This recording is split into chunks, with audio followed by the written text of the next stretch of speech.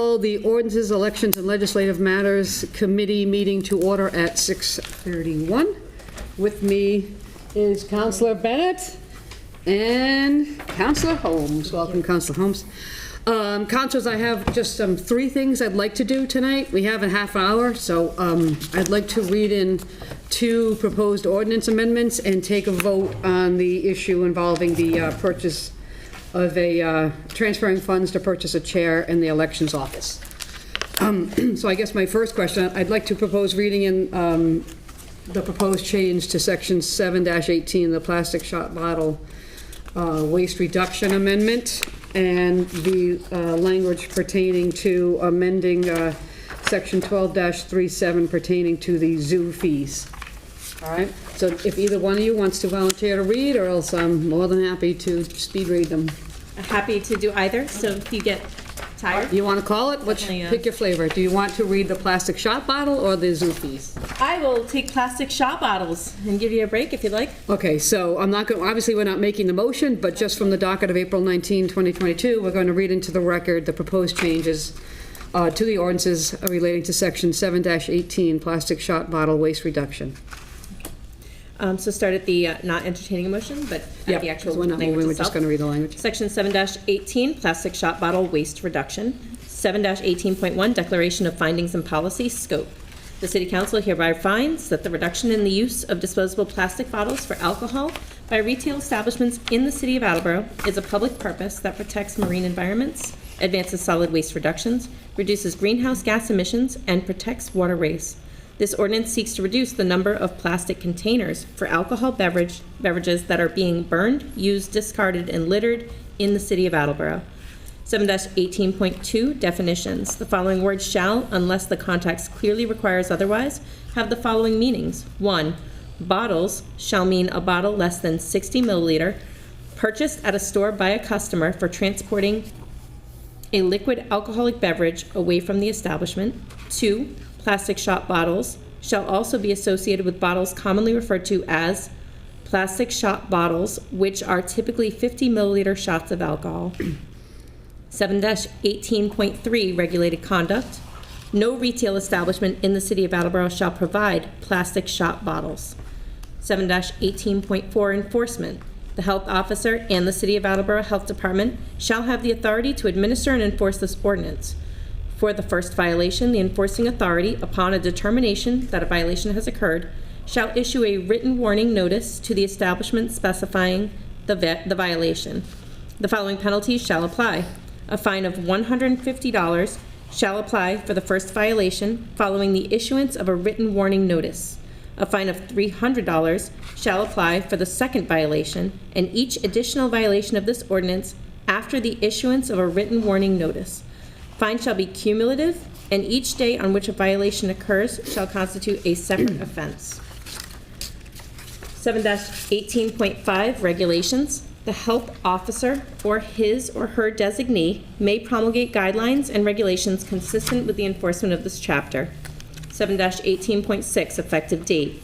This ordinance shall take effect on and after January 1st, 2023, for food and beverage establishments within the City of Attleboro, and the health officer or his or her designee may exempt the retail establishment from the requirements of this section for a period of up to 6 months upon a finding by the health officer or his or her designee that 1, the requirements of this section would cause undue hardship, or 2, a food or beverage establishment requires additional time in order to draw down an existing inventory of plastic shot bottles. Thank you, Councilor Bennett. And for the record, that public hearing is going to be on May 17th. All right, I'd like to read the zoo one next, and then we can, I'll make a motion about the chairs for the election office. So from the docket of April 5th, 2022, I'm going to read into the proposed amendment to section 12-3.7 of the revised ordinances as follows. 1, delete section 12-3.7 in its entirety and replace with the following. 12-3.7, Capron Park Zoo admission fees and policies. New fees to begin July 1st, 2022. Children under the age of 3, free for residents and non-residents. Youths age 3 to 12, residents are $7.50, non-residents $8.50. Adults age 13 and over, residents are $8.50, non-residents $10. Senior citizens age 65 and over, residents $6.50, non-residents $7.75. Military residents $5.50, non-residents $5.50. Group rates for 5 or more individuals of nonprofit organizations only are: children under the age of the free, residents are free, and for non-residents, also free. Youths age 3 to 12, residents are $6.75, non-residents $7.75. Adults age 13 and over, residents $7.75, non-residents $9.25. Annual memberships, new fees to begin. January 1st, 2023, individual $35, Zoo 2 $45, Zoo 3 $55, Zoo 6 $85. Senior Zoo 6, $75, Zoo 7, $125, Supporter, $250, Sustaining, $500, Patron and Business, $1,000. Zoo memberships. Memberships are not transferable. Members must show identification along with their card for admission. General benefits, free admission for the number of guests indicated on the membership card. One adult named on the card must be present for admission to the zoo. 10% discount on concession and gift shop purchases, discounts on education programs, free or discounted admissions to over 100 AZA institutions nationwide. Zoo 2, Zoo 3, Zoo 6, and Senior Zoo 6 allowed 2 adults to be named on the membership card, one of whom needs to be present for admission to the zoo. Zoo 7 allows 3 adults to be named on the membership card, one of whom must be present for admission to the zoo. Additional guests may be added to the Zoo 7 for $10 per guest at the time of membership purchase. Zoo Supporter provides free admission for up to 10 guests, one of whom must be an adult named on the membership card. 3 adults can be named on the cards. Zoo Sustaining membership allows free membership for up to 15 guests, one of whom must be an adult named on the card. 3 adults can be named on the membership card. Zoo Sustaining memberships include 15% discounts on concession and gift shop purchases. Zoo Patron allows free admission for up to 20 guests, one of whom must be an adult named on the membership card. 3 adults can be named on the card. Zoo Patron membership includes 20% discount on concession and gift shop purchases. Discounted admission to zoo events. 2 directors' rounds, behind-the-scene tours for up to 5 people. Tour must be arranged in advance. Business membership allows free admission for up to 20 guests, one of whom must be an employee of the business. The employee must bring the business membership card and proof of employment with the business. Business memberships receive a 20% discount on concession and gift shop purchases. Discounted admission for the business owner to special zoo events such as Zoo Moon and Zoo Boo. 2 directors' round, behind-the-scene tours for up to 5 people. Tour must be scheduled in advance. All children under the age of 13 must be accompanied by an adult. School-age persons may not enter the zoo during school hours unless accompanied by a chaperone. Disabled people whom are assisted by a working dog must be accompanied by a staff member when visiting the zoo. The park superintendent and the zoo director shall have the authority to waive the admission fee during inclement weather.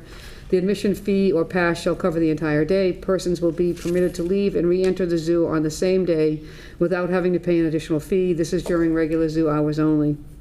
The superintendent of parks and forestry and the zoo director shall be responsible for implementing the provisions of this ordinance and for the safekeeping and accounting of the monies collected.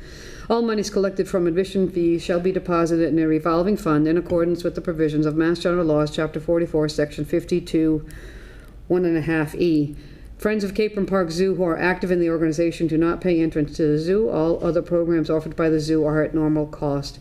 Residents with a financial need may obtain free passes to the zoo through various agencies or by contacting the zoo office. Information regarding the availability of free passes will be posted at the zoo. This ordinance shall become effective immediately upon passage.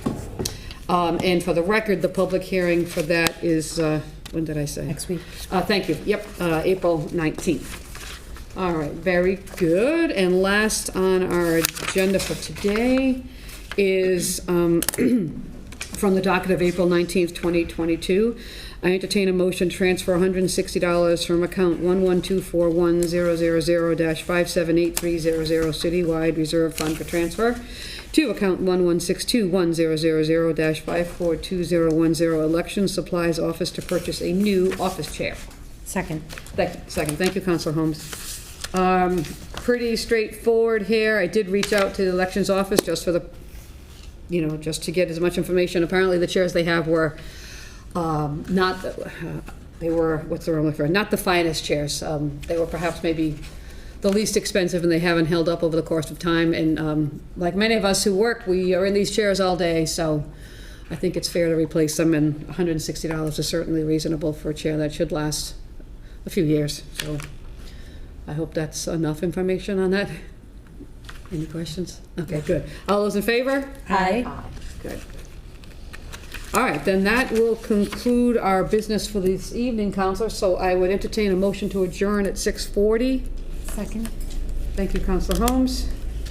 All right, the meeting, all those in favor? Aye. Thank you. This meeting is adjourned. Thank you very much. Thank you, Kelly, for reading that. Of course. That was a mouthful. It's a lot, right? It is.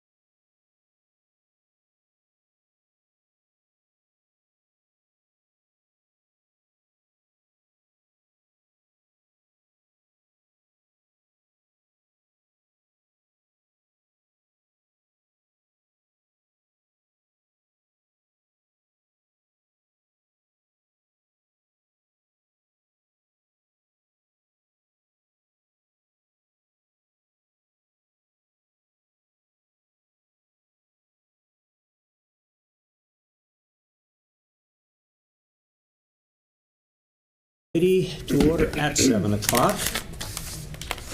Present is Councilor DeSimone and Councilor Dolan and myself, Councilor Waterman. And we're going to have two motions tonight, and I'll also announce when the public hearings are going to occur.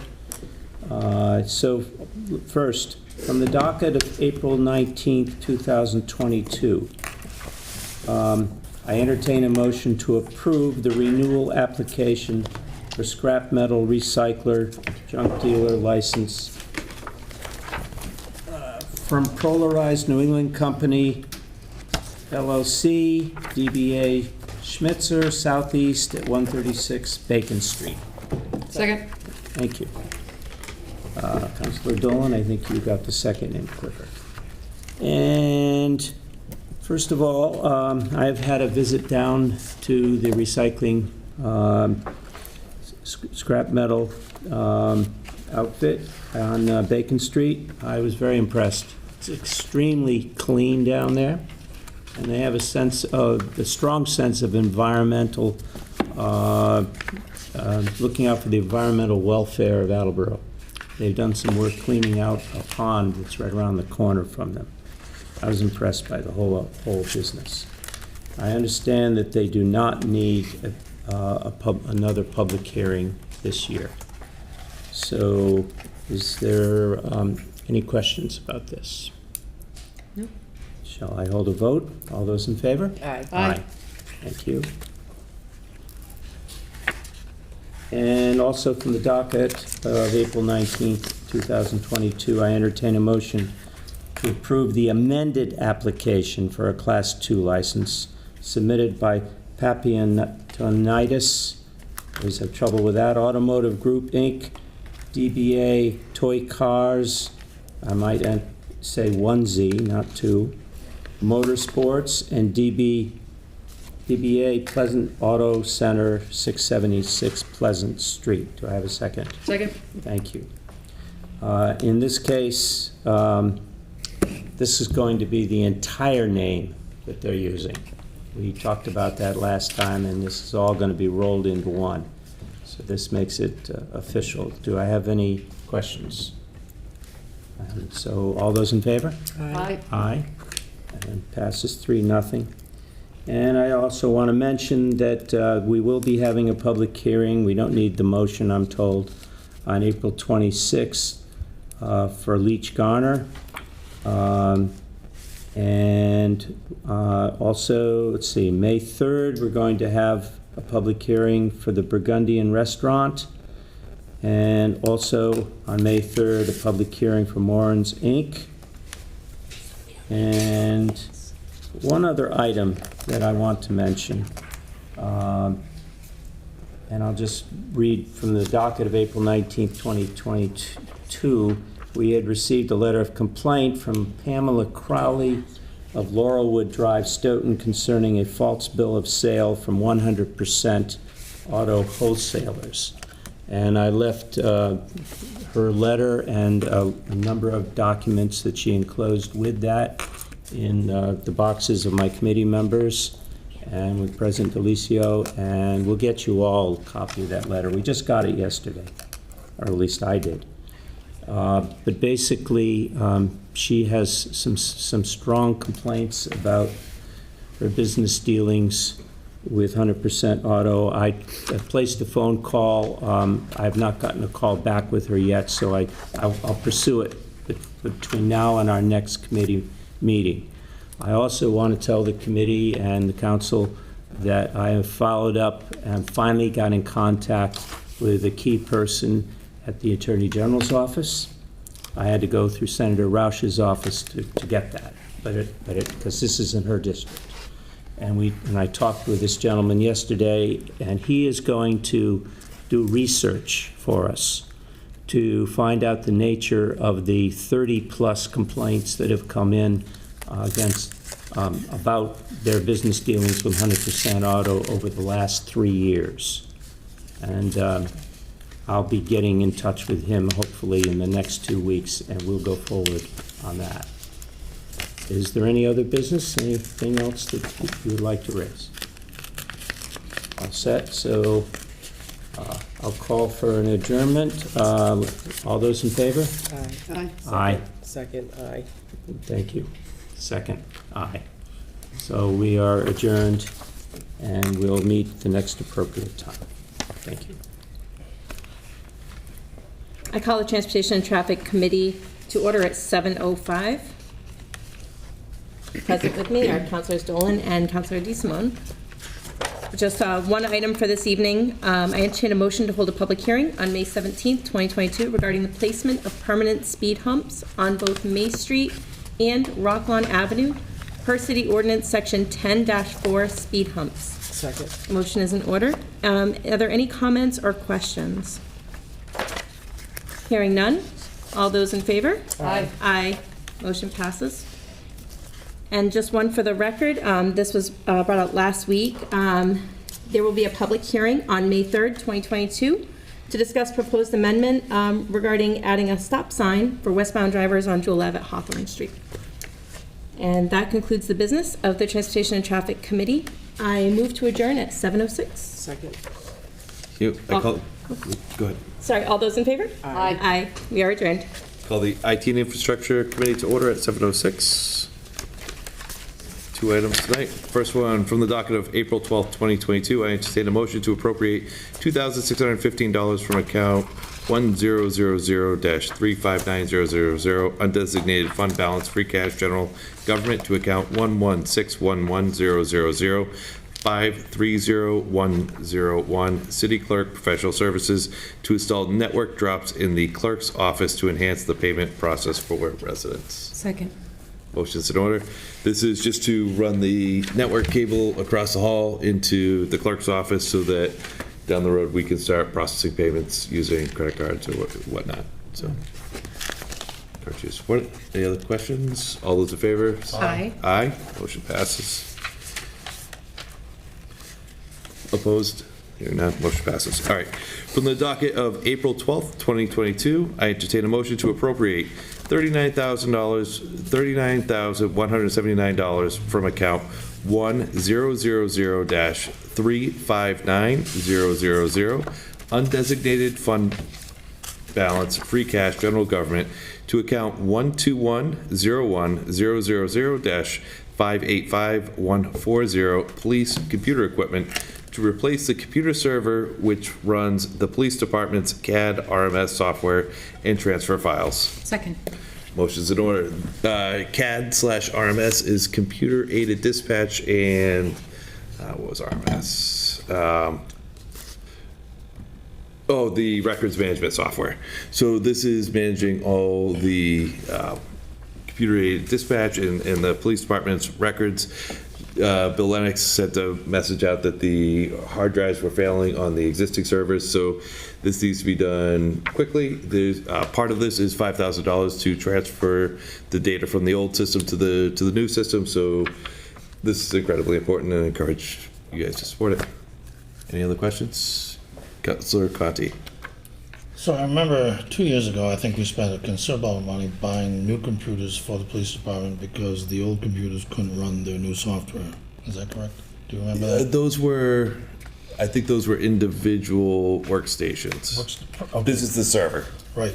And this server, is it going to be connected to the backup server that the city bought for the remote location? I don't know, but I could follow up with Bill to find out. It should be. In reality, we shouldn't be using spindles in general, and that's another conversation to have with Bill. But So my concern is that Yep. we're buying a server. Is there a backup to the server? That's my concern. okay, I can have that for you. Yep. Answer next week. If I prefer to not hold this up because Very I know how comfortable. quickly hard drives can fail. Very comfortable, and I'm in agreement with you Yep. that this should pass tonight, but I'd just like to know next week. I will have that. Yeah. Thank you. No, that's a great question. Any other comments? Hearing none. All those in favor? Aye. Aye. Opposed? Hearing none, motion passes. And that concludes the business. I move to adjourn at 7:09. Second. All those in favor? Aye. Aye. We are adjourned. I'd like to call the Finance Committee meeting together at 7:09. Sitting on the committee are Councilor Cobus and Councilor Reynolds. So we have a full committee tonight, and before we get into motions, I have many things to discuss with you tonight, but I'd like to start with our guests. Jeremy, our city auditor, controller, is here to give us an update on the budget, which in the past has meant that the controller would come with a stack of papers about this thick, which would be a complete printout of all of the munis segments so that we could see who was ahead and who was behind their spending so far for the year. But the significance of having him here tonight is that we're now at the final quarter of the fiscal year budget, and this is the time to look at what's going on in the budget in preparation for what's going to be asked for us to approve in the budget coming up. So if you see things tonight that you don't understand, please ask the question, anyone, everyone, because everyone has to approve the budget, and there's no such thing as a stupid question. I think I bother Deb Gould at least once a week with a stupid question, and she's very patient and kind to put up with me. And I'm not the only one who has called her to ask stupid questions. So that's the whole point of tonight, is for everyone to hear what the controller is telling us what's going on in the budget and to understand it, okay? With that, it's all yours, sir. Thank you. Again, I'm Jeremy Stoll, Director of Budget and Administration. So tonight I'm going to walk through where we are in 22 with a number of categories, both revenue, expenditure, capital projects, where we are on the high school project, and then give a short preview of what we're doing in 23 and where we're at and what you can expect to see as a full presentation going forward. I will say that this council voted to add a position to my department. She started in mid-January, and she was a great help in getting this together. So between organizing and data pooling and stuff, so I appreciate all your support on that. So as we get started, so the first thing I wanted to talk about was where we're at with free cash. So the mayor sent down a number of communications. What this shows us is from 2012 through now, where we started the year in free cash. So starting balance means when we are certified in October. I meant to say from the top, I'm going to give this to Virginia to circulate to all of you so you can have a copy of this. So starting balance means when we're certified, and typically in October. Last fiscal year was September through the work of Deb Gould in the accounting office. And ending balance is where we closed on June 30th and rolled forward to the next year. And right now that ending balance of 2.5 million includes everything that we sent down through last week. So should everything that's pending in committee just sent down, we have 2.5 left. What I wanted to illustrate here was at the close of a great number of fiscal years, we didn't really have a lot of free cash to roll to the next fiscal year, which isn't in and of itself a problem. There's moves into stabilization, there's moves into capital project funds. To close fiscal 2020, we had no idea what was going on with revenue in the state and the economy writ large. 2021, we were still concerned about cuts from that state aid wouldn't come through in ways that we anticipated. Also, in that $3.7 million, that ending balance, we had, as the mayor talked about, we rolled forward for a number of projects, things like a TOD project, fire, SCBA project, that sort of stuff. So that's all in that ending balance. I give you this to say we're not going to have $13.9 million when we get certified this fall. We don't have that stuff rolling over. We didn't do the kind of stop and hoard sort of things we had the past couple of fiscal years, so we'll be down, I anticipate, closer to our historical averages. In Stabilization Fund, you can see this year we started with 5.6. Now, right now we have 5.6 because we added 300,000 through the budget, an additional 500,000 as an additional contribution, and then 400,000 for the high school contribution, and then we took out that 1.2 million, which we had put in 400,000 each of the last 2 years. So this year we put in 1.2 million and we took out 1.2 million. So we're about at the same spot that we were. But we used that 1.2 million to fund the high school project and reduce the amount that needed to be borrowed for that. But you can see a steady trend here, and it's our commitment to add to stabilization again before the fiscal year ends. Jeremy, I have a question. Certainly. Before you advance the slide. Over on the left, the undesignated general fund balance. You said that 21 That figure, what is it, 8,246,000? So yeah, that was certified in the fall of 2020. So that's not subject to future state cuts Right, now, so that money's. in the bank. Yeah. Of that amount of money, how much of that was federal money and how much of it was tax surplus from our operation? So I'll get into the federal stuff a little bit later, but all the federal money that we had come through the CARES Act, through ARPA, through the programs of that ESSER that the school department had is completely segregated and doesn't touch this at all. So then let me ask the question. If we've got 13 million over, $13 million, let me make sure I understand this. $13 million in 2022 has been collected from taxpayers that is above the amount of money that we expended. Is that correct? So the number that was certified at 13.9 million, that is, yeah, it's monies that were collected and unexpended. It's not just taxpayers, it's not just residents of Attleboro, it's all the money kind of comes together in a wash, and I'll go through the revenue sources later for fiscal '23. So we have state aid, we have property taxes, we have local receipts, we have indirect costs from the enterprise funds. All of those kind of come together to build our, $153 or now $164 million budget, and that supports all of the expenditures associated therewith. And then if we collect more revenue than we budgeted, or if we spend less than we budgeted, the difference between those two things makes up that $13.9 million. So I hear a taxpayer asking me, why did we bill the almost $14 million that we didn't use? Number of reasons. One, we are conservative on a number of local receipt estimates, so I'll go through some local receipt stuff that we have here. So that builds part of that 13.9 million. When you say you're being conservative, that's like sandbagging, right? You think maybe you're going to collect $4 million in excise tax, motor vehicle excise tax, but you actually collect $7 million. Is that what you mean? I wouldn't call it sandbagging, and it's not that drastic, but what it means is I don't want to budget $5.2 million and us collect $5 million, and then we have to make up that $200,000 by cuts somewhere else, by an appropriation from stabilization somewhere else. So for me, if I think we're going to collect $5.2 million and we do $5 million in the budget, that gives us some play with, especially these coming years with,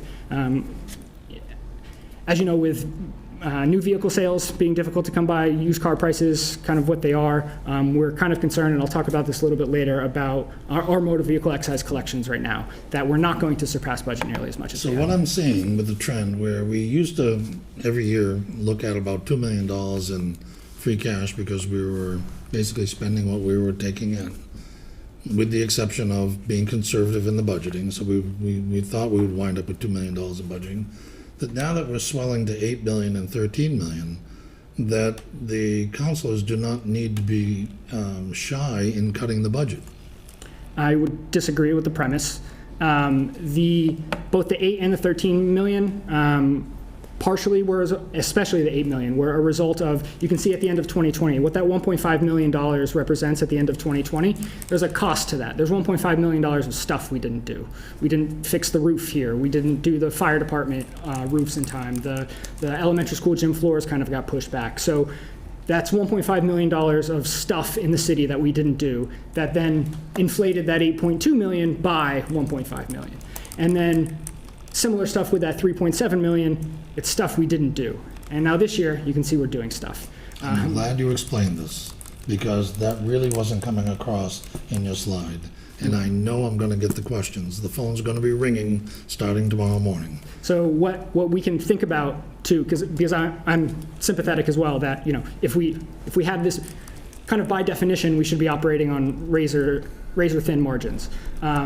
What that $13.9 million allowed us to do with the recreation, the DPW, the fire expenditures that I'll go through in a second, it allowed us to do a bunch of capital projects and all the stuff that we've been sending you without going out to debt capital markets to borrow for it.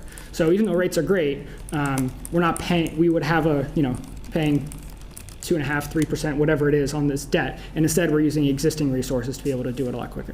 So one final question on this slide is that you've got the stabilization fund on the same slide as your undesignated general fund balance. And could we take 10 of that $14 million and throw it in the stabilization account just to sort of like put it in the bank? Not now, because it's not $14 million anymore. It's $2.5 million, less the stuff that's pending in front of you all.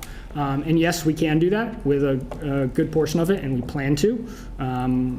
The magnitude of that is kind of to be determined from the administration, but yes, we plan on moving money from available free cash into stabilization, or asking you to do so. Thank you. So this is what we spent that on. So we went from 13 to 2. Where did we spend the 11 million on? So the school department appropriation, if you remember when we passed the fiscal 22 budget, we were planning to use 1.179 million of ESSER 2, the elementary and secondary school emergency reopening, or whatever the alphabet soup is, the federal funding through COVID, to be able to make up the difference in our required local minimum contribution between fiscals 21 and fiscals 22, as the governor's budget has promised. We presented the budget to you with the governor's budget, and then the final, or maybe it was the House Ways and Means, but the final budget, whatever iteration we went from, did not include that provision to be able to include that 1.179 million. So in October, we said we had to come up with this money somewhere. The school department had artificially deflated some of their accounts that they knew weren't going to be out the door right away. So of that 3 million, 1.17 of it is money that we had to backfill for a change in state regulation. It's also $500,000 in a gunshot detection system, $600,000 on flooring, $300,000 on asphalt repair replacement, stuff we didn't have to borrow for. DPW, a bunch of the vehicles that we had sent down to you, some fuel costs, recreation, similar stuff. You'll see the additional $500,000 in stabilization that I talked about, and then some smaller items throughout. And again, that's everything through last Tuesday. So what you have here, if we don't do some of those before we move into the next fiscal year, can you go back to the first slide for a minute? That number, that ending balance will be greater, correct? Correct. By almost $1 million maybe or something. Yeah, so based this on some of the is things in that front of you were here, and this is in and the front of you here. Highland Pavilion. Okay, okay. I exactly. just wanted to make sure I was reading it right. Thank you. Yep. A similar story with water and wastewater. We are going to use water and wastewater retained earnings to a greater degree than we have in the past in order to stabilize the rate this year. It's not something we want to do in this magnitude every year, but to the exact point that Councilor Conti made before, if they are running at an increasing availability to turn revenue back to their retained earnings, then we should use that to stabilize the rate rather than increasing the rate any more than it needs to. They are facing serious headwinds in terms of supply costs. You're going to see a massive chemical budget from wastewater compared to years prior, and that's based upon quotes we're getting right now.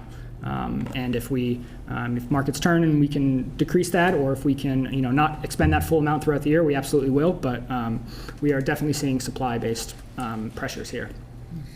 So does that open up some liabilities with potential purchases that typical retained earnings go to? Because as costs increase, obviously we're going to need more retained earnings to buy whatever it is that we typically buy in retained earnings.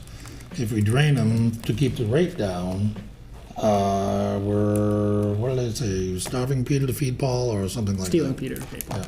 Yeah. Yeah, totally. So I want to keep retained earnings not necessarily at the absolute level that they had been prior, but more close to the relative level. So as a percentage of their budget, $300,000 in 2013 is not the same thing as $300,000 in 2023. Are you factoring in inflation in your estimations? Right, yeah, exactly. So as the water department budget grows, their retained earnings should also grow proportionally. So they have, 10% in retained earnings, or 9%, or what we're comfortable with. So when we're seeing inflation at 6% in 1 month, which was January, it's quite possible that their entire increase in retained earnings could be absorbed by inflation. Yeah, I'm going to talk about a little bit about that in other departments, but yeah, you're absolutely right. And I believe the last BLS number was 8.5% year over year for the prior month.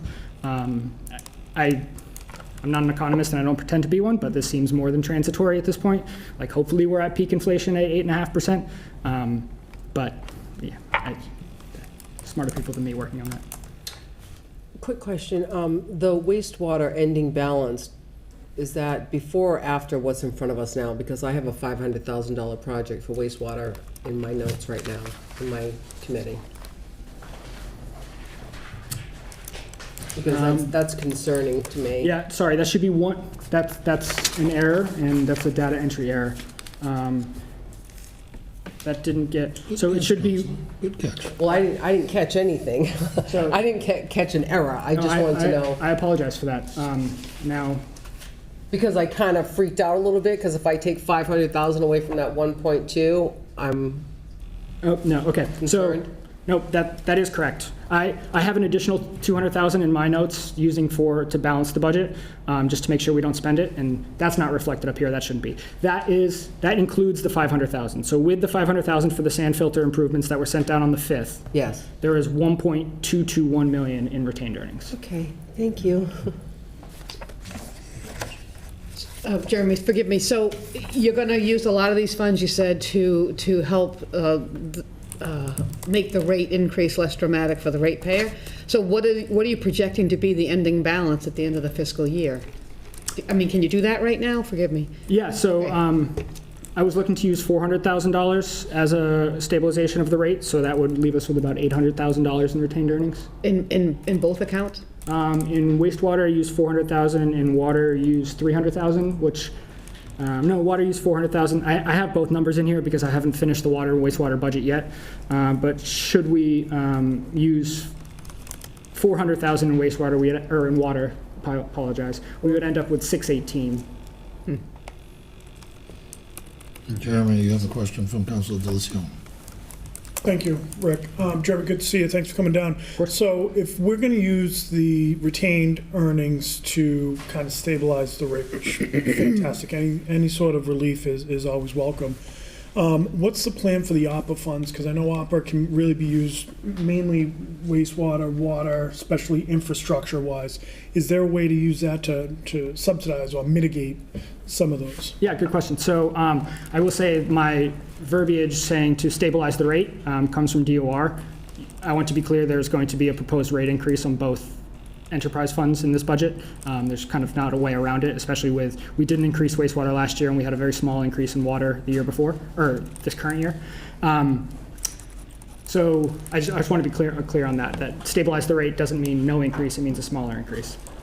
ARPA, I have a couple slides on this later, but the bulk of our spending in ARPA, both the 9 million and change that we have as a direct recipient and the 7.9, I think it is, million that we are eligible to apply for through Bristol County, will be on water and wastewater projects.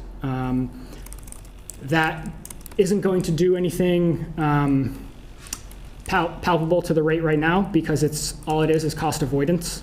That's all it is. It's tens of millions of dollars, but it's cost avoidance. It's similar to buying stuff with free cash, except in this point it's not Attleboro taxpayer dollars, apart from your federal taxes. So it will be projects. It will be $7 million, $10 million worth of projects that we will not have to go out to bond for, we will not have to pay debt service for out of the enterprise funds, and we will not have to raise the rate because of that debt. All right. So I wanted to get a little bit into some of the highlights on revenue. I can provide you with line by line every single revenue account if you want to look at it. When we're $10,000 over here and $4,000 under here and we kind of mash it all together, a lot of those things either we don't have control over or they don't have material impacts on our budget. So I want to talk about some of the highlights. So first, meals tax on the left.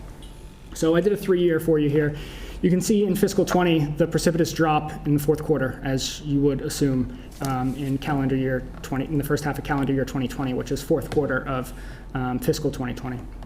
So historically, the city, I believe, had budgeted around $600,000 to $640,000 in meals taxes for the prior handful of years.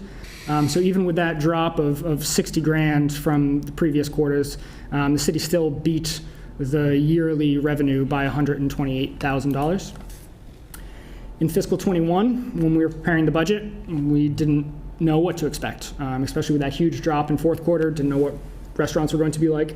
So it says 375 there. That was the revised budget. Our original budget was 320 because we had cut the 640. And then once we saw the first quarter bounce back, when we were doing the tax recap, we upped it to 375. And then totally outperformed that. So that $419,000 you see there, that fell through to free cash too.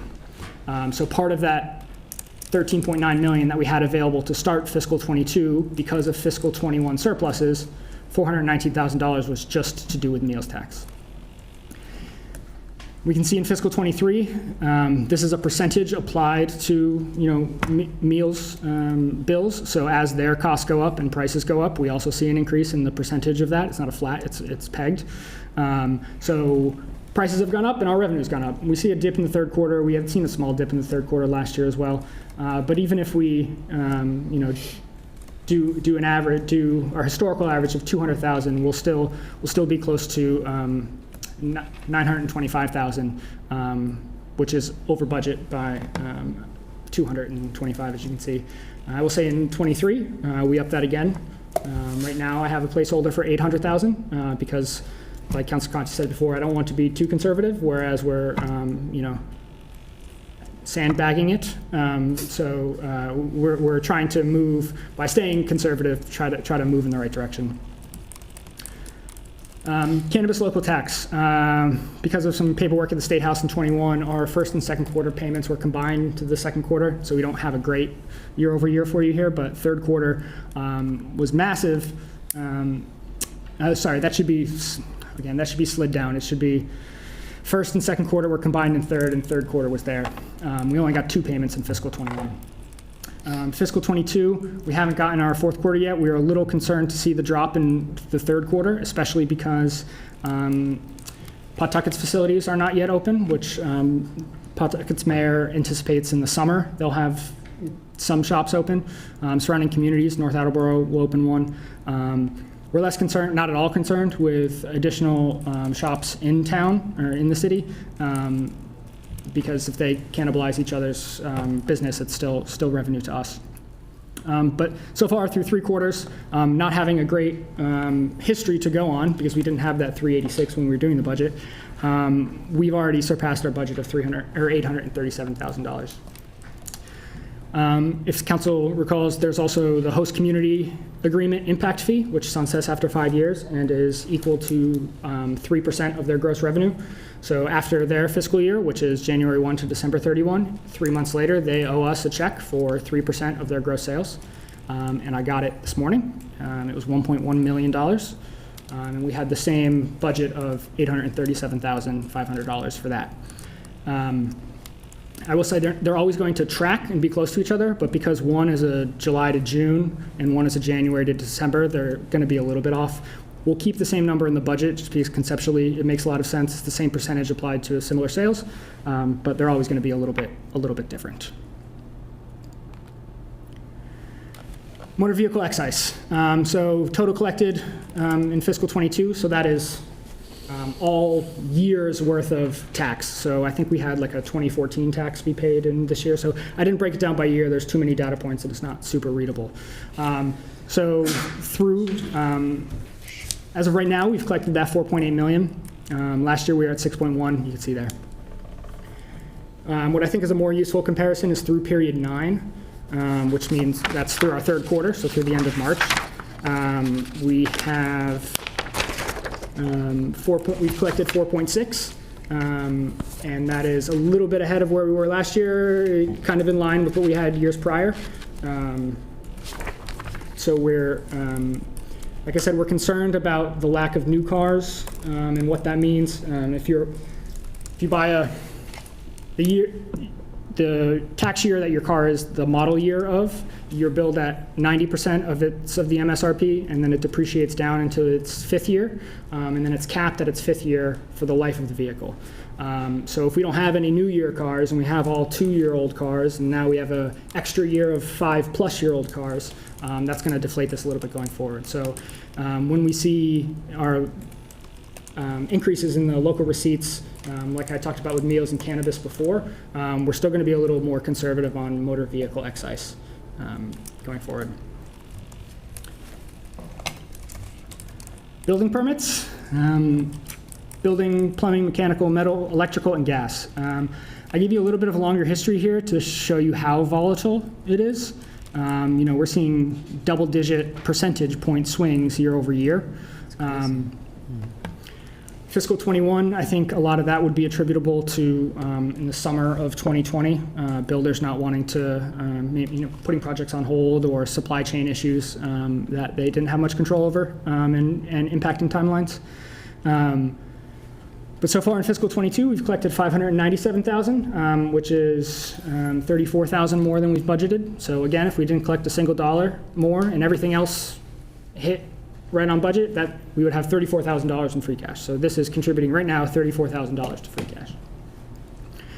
I did the same thing through period 9. And then as a percentage of the fiscal year total, I just wanted to show you that oftentimes, when we're 3/4 of the way through the year, we have 3/4 of the way through the building permits, but they are a little bit lumpy. And in some years, because of how the building happens in a calendar year, stuff that we don't have a lot of control over, sometimes we're as low as half of what we collect in a year. If we have a big permit come in late after March, or upwards of 80%, 81% if we have those larger projects earlier in the fiscal year.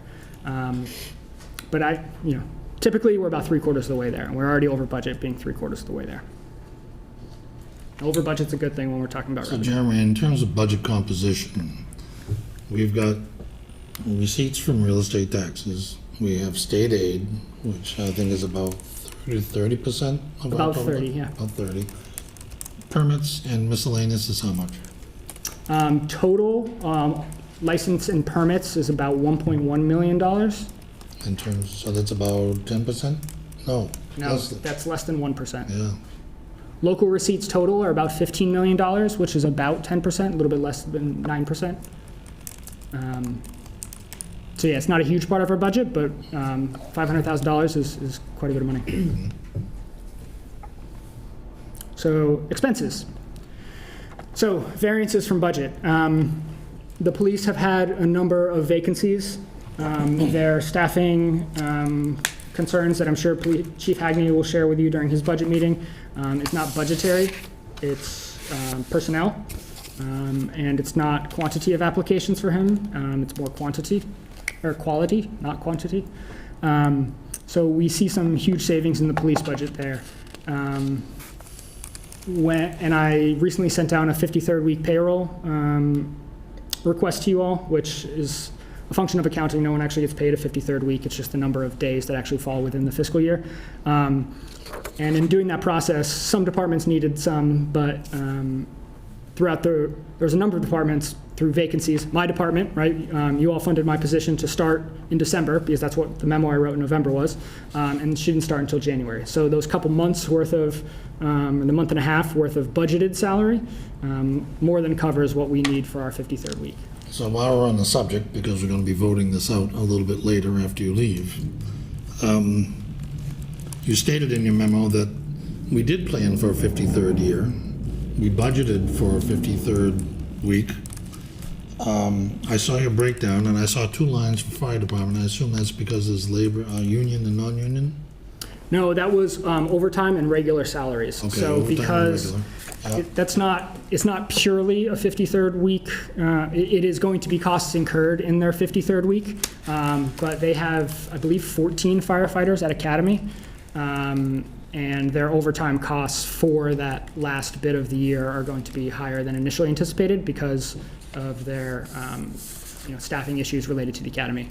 So do you think they're going to be over $2 million in overtime? In all funds, I'd have to look. I don't think it'll be over 2 million though. I will get back to you. So on the 53rd week, back on the 53rd week, you're asking for more money for the 53rd week, even though you've got some cases where you've actually not incurred the expenses that you thought. Right. And so in your detailed list, that's explaining why you need the money per department, but there isn't a breakdown of actually what happened in each department. So with a department like accounting, Deb Gould's department, the everybody who we budgeted for at the beginning of the fiscal year was in those positions for the entirety of their fiscal year. We knew how many days were going to be in the 53rd week. In this case, it's a day. 2 days, I forget now, but I have it in my budget. And we took what it costs per day to run that office and put it in that reserve, in the reserve 53rd week. So with an office like accounting, where nothing changed personnel-wise throughout the year, they need that 53rd week infusion. My office, DPW, police, where there were vacancies throughout the year, and we budgeted for a police officer who we either hired late or have yet to hire, or somebody left and we hired somebody less. Those unexpended amounts will roll through to free cash. But I use the 53rd week as a central place to take the money from, rather than moving money from my account, salary account into the assessor's salary account and moving it from the mayor's into the collector's. We just take it from the central 53rd. So there's not a breakdown of who didn't need money. I only like to come to you when I do need money. So the 90,000 is representative of the departments that didn't need money. Thank you. So that means we have about 30,000 left in that reserve for the 53rd week. I have an update on collective bargaining a little bit later, but we have all of our union contracts settled except for the dispatchers. So that is their fiscal 21, 22, 23 contract. So we'll be entering the third year of a 3-year contract cycle without a contract. So we held money in reserve for labor negotiations, anticipating a settlement this year. If we don't have one by the start of the fiscal year next year, we will again carry money in a reserve for labor negotiations. Talked about fire additional hiring. We're moving forward with a program where we increase staffing levels in the fire department, where that increases our base salary costs. But as we increase the staffing levels on any individual shift, as we have one person call out, 2 people call out, we're still at higher levels of staffing than we were prior to this program, and we won't need to use overtime to fill those positions. It's not a money saver to begin with. It takes a while to implement. Like I said, these guys, I think there's 14 individuals either at Academy or slated to go to Academy soon. So they're no use to us right now, but we still have to pay them. So once that kind of gets shaken out through the summer, we can, and as a recognition of that, we cut the fire OT budget in the fiscal 23 budget. Rick. Council Delio's question. Jeremy, thanks, and thanks for talking about the fire, the hiring, and getting to the, I know you and I have had conversations in the past about getting back to the 16 per shift, ish. But when we're looking at some of the expenses that were incurred over the last 18 months or so, is there any funds from Arpa that can be used to kind of help offset some of the challenges that the fire department's going through? Lost wages, hazardous pay, things of that like. Didn't lose any wages. We filed a $240,000 workbook with FEMA for reimbursement of first responder costs that we're hoping for reimbursement soon. We haven't gotten it yet. We're going to be using ARPA funds as a kind of increasing ventilation in public buildings sort of thing to address the living quarters at HQ.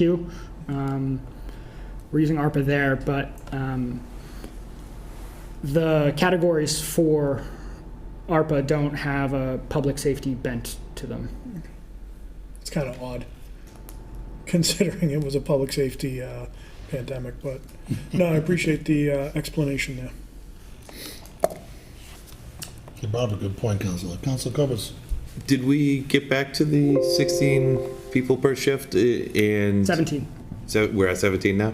Excellent. Once we have, we Once can't these staff people are up out to of 17 academy. when we Okay. don't have, when we're, yeah, but that is the plan we are working towards. I will say hiring has been a little bit difficult on the fire side too. We got a state civil service list of 350 paramedics. One signed for our department and then withdrew his application.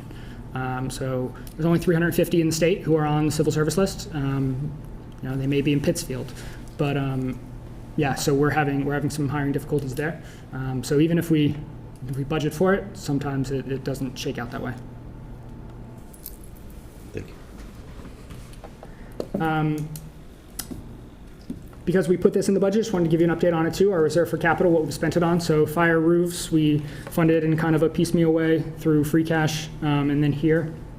So that project, just, I guess I have an update on it later, but received substantial completion on March 9th. We finally got, I kid you not, that we were ready in December, we were finished. The edge metal had, which goes along the edge of the roof, had manufacturing delays and then got lost in transit coming from somewhere on the West Coast, and they had to remanufacture. So the roof was pretty much done the end of December, and then we waited around until March to get our edge metal. The roofing manufacturer is out doing a warranty inspection on Thursday, and then we hope to close out that project. But it was remarkably quick work, and there's been no leaks reported at either facility since we installed the roofs.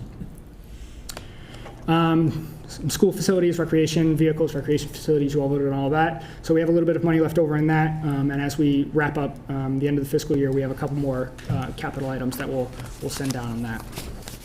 Rick? Yes, Council Holmes? Thank you. I'm sorry, I have to go back to this overtime. Have you ever looked at other communities to see if we're in line with how much overtime some of these departments? In the history of like the past 5 years, what the overtime has looked like? Yeah, it's, not every community budgets the same way. So it is a possible project. I haven't done it in its kind of, in a deep dive. So even here, the budget that you see for overtime on the general fund, we also have revolving funds that pay for overtime through various, ambulance fees and things like that. So even the number you see, we have more overtime being paid than that. So other communities, I would have to, just looking at their budget, and as you all are well aware, the number that's printed in the budget for July 1 is not the budget, not what the fire department ends up spending on OT, at least in my 2 years here.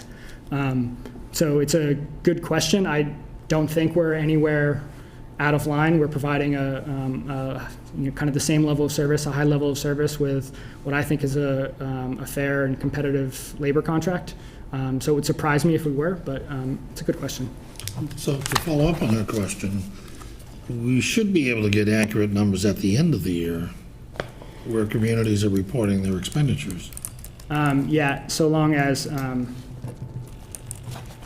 we're asking, so long as we're casting wide enough of a net in our inquiry and making sure that we're grabbing everything, but yes. So, just correct me if I'm not following your line of thinking, but wouldn't it be nice to have, say, 5 communities about the size of Attleboro and a detail of how much overtime for fire and police in those 5 communities in the past year? Is that what you were thinking? I think it would be helpful. Yeah, we can definitely do that for you. So let's make that a formal request, Jeremy. The council would like to get from you at the end of the year a report on 5 communities about the size of Attleboro and the amount of overtime for fire and police. Would that Yeah, I think. get you there? Councilor Reynolds and then Councilor Delissio.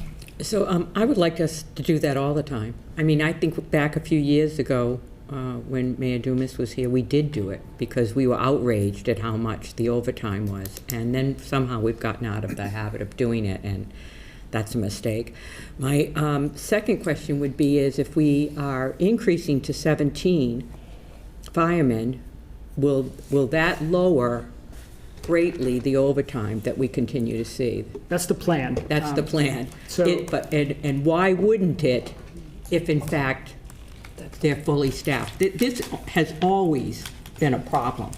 And I cannot understand why it is always a problem even when they're fully staffed. So I'm just asking that somehow we have to figure out why it continues to occur, whether we're fully staffed or not fully staffed. It's just always the same. So Outrageous. right now, we have 14 firefighters on staff. One calls out, we have to call somebody in to fill in. I understand the whole process. I understand it. I also know sometimes I'm not really thrilled with the way that the overtime or who comes in for who and how they come in. So I'm just saying we need to take a really strong look at it and stay on it yearly, as far as I'm concerned, especially once we reach 17 people.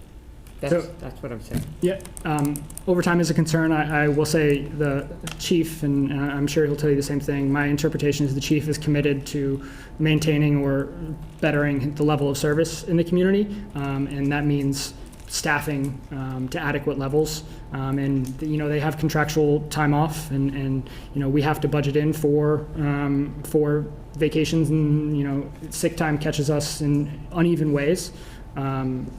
Yeah, we're trying to get a handle on it, but we operating under the constraints of, providing the best service we can. So, Council, that's why I asked the $2 million question 5 minutes ago. Yeah. Council Delicio. Thank you.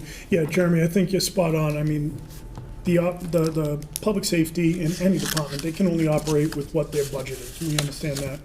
My ask, Rick, would be for the report, if I may, when we're getting those 5 other communities, what are their staffing levels? How does that compare? And I'd also like to see, what are some of the reasons for the attrition that we're seeing here? Is it, without getting specific, like names, and is it they're leaving for a better opportunity with better benefits, or that are paying better in another community?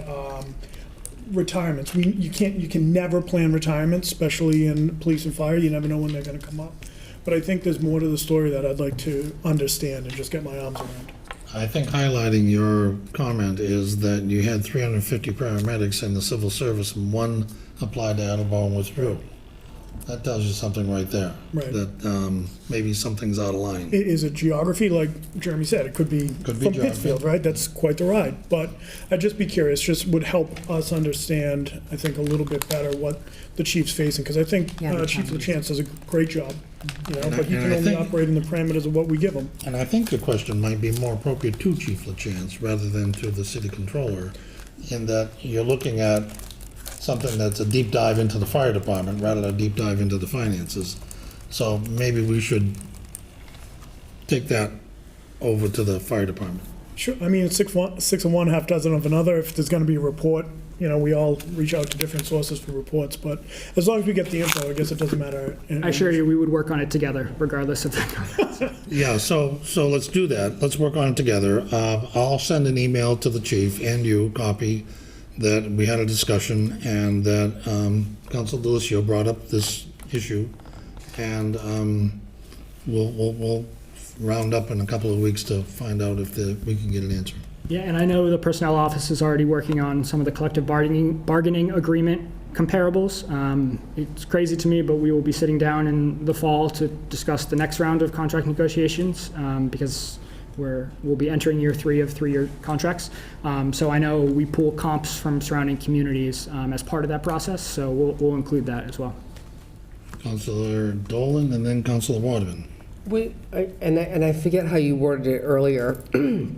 Will you be able to get accurate numbers when Councilor Holmes was asking you about comparable overtime for cities our size? When you said that, the number we see isn't necessarily the number for overtime, the number we see in the line item in the budget. And you said if you cast a wide enough net, you might be able to. Will you be able to get accurate info from other cities? Yeah, knowing. Yeah, it depends on. I'm confident in their willingness to work with me, but it depends on how charitable some of my peers are. If I say, "Give me your fire department overtime," do they take that to mean, just a general fund? Do they understand that I'm talking about something else like that? So it will just be a kind of a data validation sort of thing. Does this seem reasonable? Should I be asking for more? And I, scrub that before I bring it down here. Right. I'm just wondering if they would provide you with all the information. I think so. There's a pretty collegial, relationship between, comparable positions in communities. We're not adversaries between Attleboro and Taunton or New Bedford. Our success doesn't mean lack of theirs. So they tend to work with us really well. All right, thank you. So I just want to reiterate, I hope we also do this with the police. And how we compare to comparable communities there. I will do that. Thank you. You're welcome. If I may, just following up, have we ever, can't you do departmental management studies as well to assess the use of overtime and pay? Those are done, if I remember correctly, because this issue came up last year. We had significant overtime. Have we done that, and if so, when's the last time? I haven't seen one for this fiscal year, so I don't know the answer to that. I want to know, like, is it operational? What is exactly happening in the department that continually, we get these over-budget requests for overtime? What's the systemic problems there, or if there are any, what are they? I don't have the kind of recall on the specifics, but Chief LaChance has sent it to me, and I can chat with him and have him update you a little bit more. But there's essentially a fixed number that he knows he's going to have in overtime every year. Guys take their vacations, folks take their vacations. You're going to anticipate some sort of sick time. He knows when people are going to be at academy. So there's a large fixed number that, if we have to backfill for these positions, we're going to incur those costs if we want to keep the same level of service. But at some point, might we consider some kind of management study or departmental study? Is that a good idea? I mean, you tell me, I don't know, but I know it happens. Yeah, I don't know when the last time we did something like that with the fire department, apart from the reorganization a number of years ago. Okay. Council Delicio has a question for you. It's actually more for you, Rick. The management study is a great idea, Kathleen, and didn't Chief Hegney do one or talk about doing one a couple of years ago, if memory serves? I don't recall. I thought he talked about it at one of his budget. Was it discussed when you were police commissioner? No, it was certainly back on the council. I think it might have been, I'll follow up on that. My conversations with him have always been about adding to his staff for the traffic safety patrol unit. Yeah. And I haven't really looked beyond that, so we'll get to the bottom of it by sending out this email. Yeah. Thank you for entertaining that. I'll make some progress on it. We may not get to the bottom. All right. More expenses.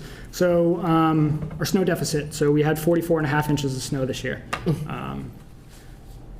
We were kind of blessed with mild winters, at least in fiscals 19 and 20 comparatively. So just so council's aware, we budget, we have to budget, we don't have to. If we budget the same in our snow and ice removal program as we did last year, we can deficit spend this account. So we budget, I believe it's $97,500 and have for far back in budgets as I have looked. So that $700,000 to $725,000 is above and beyond that $97,000 that we spent. So it's projected right now because there's still some outstanding invoices for repairs to vehicles and some supply stuff they need to close out their POs and make sure we're all up to date on billing with contractors. But that's what we're carrying right now. This will be the third budget that I present that within the budget, we fund the prior year snow deficit rather than funding it out of stabilization and paying stabilization back later. So when I talk about using free cash later to balance the fiscal 23 budget, inclusive in that is this, right now I have $725,000 as a projected deficit. So it's a one-time cost. It's a one-time cost we incur every year, but it's a one-time cost. This year's snow deficit we'll use free cash as part of the balancing of the budget to fund this deficit. Council DeSimone has a question. Jeremy, what's included in that? Like, could that at all be due to higher fuel costs, or is it all wages? It's everything related to snow removal. So it's when we buy the salt and sand, when we pay DPW workers. So if it snows between 8 and 4, DPW workers get out there and plow and shovel and do everything as part of their normal wage rates. And that's their job that day. Outside of that, they get paid a snow differential, and then they get paid overtime and have a meals allowance if it's more than 5 hours, 6 hours, I forget. It's like $7 or $8 a person. So that's true for DPW and people in the laborers union who get called in to work in the snow program. We also have contractors, so a number of landscapers, businesses like that are seasonal, who come in, and we do a whole procurement in the fall with all these contractors, and we set rates based upon whether it's a 1-ton truck, a 6-wheel truck, a front loader. We have rates per hour rates for all of these contractors, and that's all paid out of here. And then street sweeping, which we're going to do shortly, at $20,000 a year. That's within the snow and ice program. So when we go and we clean up all the debris. And it's as part of plowing, we have a F-350 that, breaks whatever, and we need to fix that. That's part of the snow and ice removal program too. Any idea how much of that is increased costs for like the sand and the chemicals and that stuff? We kind of, at least I have tended to dive into this after it's over, because right now it is what it is, and we have to get the snow removed, and we'll deal with it later. So kind of what's attributable to that, I'm not quite sure. I will say we just did a project recently looking into, I could share with you a number of surrounding communities in Bristol County, and even a little bit farther north into Norfolk County, about 9 or 10. And in terms of snowplow contractor rates, we're a little bit above the middle on most things, a little bit towards the top quarter on some, and a little bit below the middle on some others. So I think we pay competitive rates based upon the surrounding communities. We recently raised them either this past fiscal year or the year prior to what we pay per hour for contractors. So that feeds into a little bit in that we increased our rates, but I think we're at a good competitive spot. We don't pay the most, but we pay a little bit above average. Thank you. I toyed with these benefit savings numbers so as to not be too rosy, but try to give you an accurate presentation. So one of the biggest pieces of our budget, many millions of dollars in the personnel budget, is the city's contribution to health insurance for active and retired employees. Some of this I'll go through some of the attributes. So when we have open enrollment in the spring, which goes through, actually open enrollment ends this Friday. We know what people are on what plans and how much they're going to cost for the next fiscal year. What we don't know is change in life events for some folks. We don't know about new employees, what kind of things they're going to take. So we have a number of new police officers for the traffic unit in the fiscal 23 budget. So I'm going to take those positions and say, what is the most expensive health plan, and what's the most expensive version of that, the family whatever plan, and budget 4 police officers for that and put it in our budget. If we only hire them half the year, if one's single, if one takes a cheaper plan, that's kind of what makes up these savings. So we know a lot of it going in, but there is, we have people retire, people switch plans, change in life events, that sort of thing.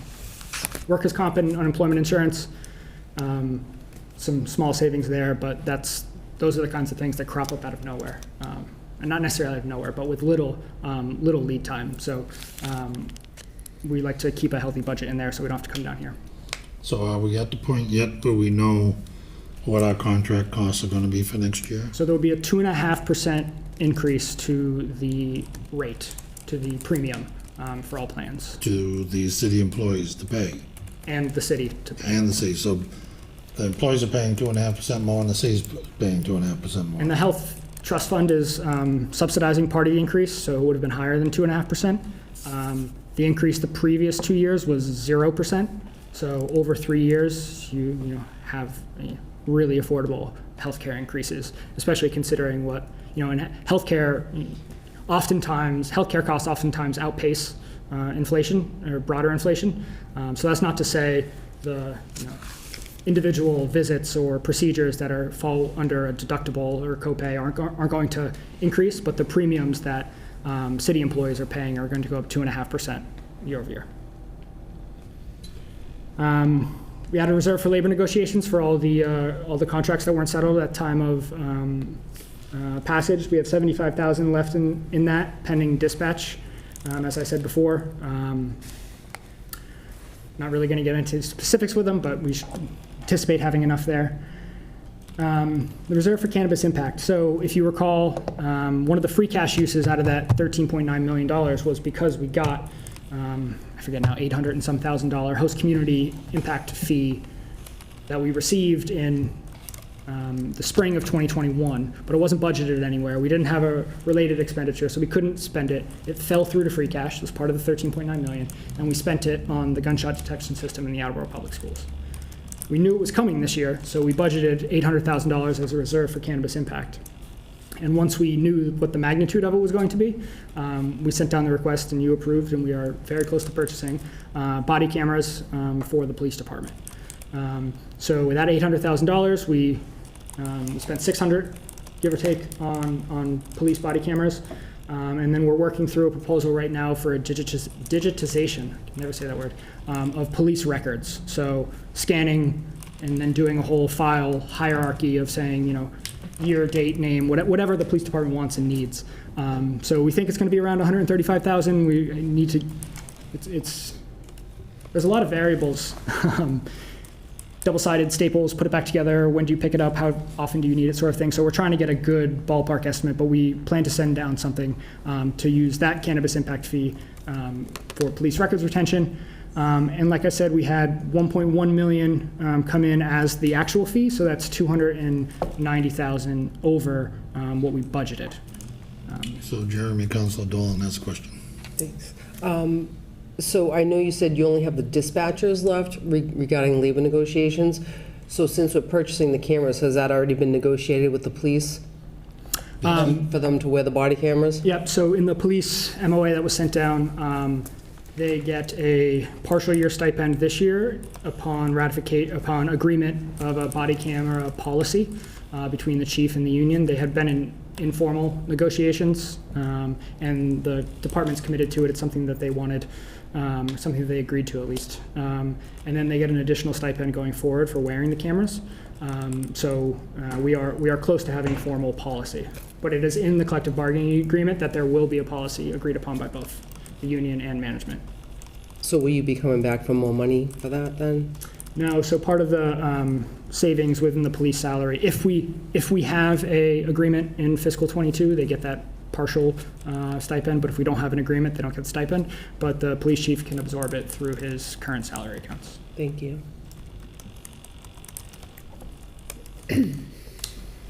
I'm going to do a much bigger debt presentation when we do the fiscal '23 budget presentation, but I just want to let you know we're selling debt. Let me pull up my spreadsheet here. On April 28th. So this is the middle school. As you remember, the library authorization was amended to include, oh no, sorry, wrong thing. The middle school roof was amended to include gymnasium floors. So what we expect to be out the door on that project by June 30th, we're borrowing for here. Some water and wastewater projects, some short-term debt for the water department, and then the general government, that's mostly the train performance contract, if you recall, the energy efficiency project at the school HVAC systems. So we're borrowing short here on that to determine when. We're not quite sure of the cash flow over the next couple of months, so we borrowed this all, and then we'll go along when we have the project up in its useful life in service. Citywide debt, I just wanted to highlight with debt exclusion, bonds and bans, we have $145 million of debt related to the high school project. Wastewater has had a great amount of debt roll off in the last couple of years. That was much higher a few years ago. So we'll be looking for some larger authorizations there for their projects that aren't funded within Arpa. So Jeremy, last year the mayor expanded the capacity of the city to borrow. Have we saturated that? No, the capacity to borrow. I always tell the mayor we can afford anything. It's just what you don't want to buy in response, don't want to do in response. So within our legal limit from the state, we have ample tons of room. Yeah. But last year, he asked us to approve a measure for him to expand I thought it was to expand the typical amount that we would go out to bond. Maybe I'm misunderstanding something. Yeah, I don't think he asked for a formal ratification of a formal policy or anything like that. What I've talked with some of you about inclusion of some financial policies in our debt presentations. Talked with Councilor DeSimone just recently about it. So included in that will be while not maybe a formal policy, it'll be a thesis on where we want debt as a percentage of the general fund. And it's my aim, at least in the short term, to keep it as a percentage of the general fund, which means it gets larger every year, stable. So Jeremy, for the residents watching this on video, who may not be able to read your slides, an explanation is that we have a budget, and in our budget we have a capacity for borrowing, And then if the public has a desire to buy something big like high school, we go into an override. And the override becomes part of the debt, but it's not part of what our budget has built in to carry debt. And I know I'm not explaining that well, but I got a feeling you can explain it a lot better. So the debt exclusion, yes, so for some large projects like that. So when we think about our approach to capital and our approach to spending, you buy a police cruiser that lasts 3 or 4 years.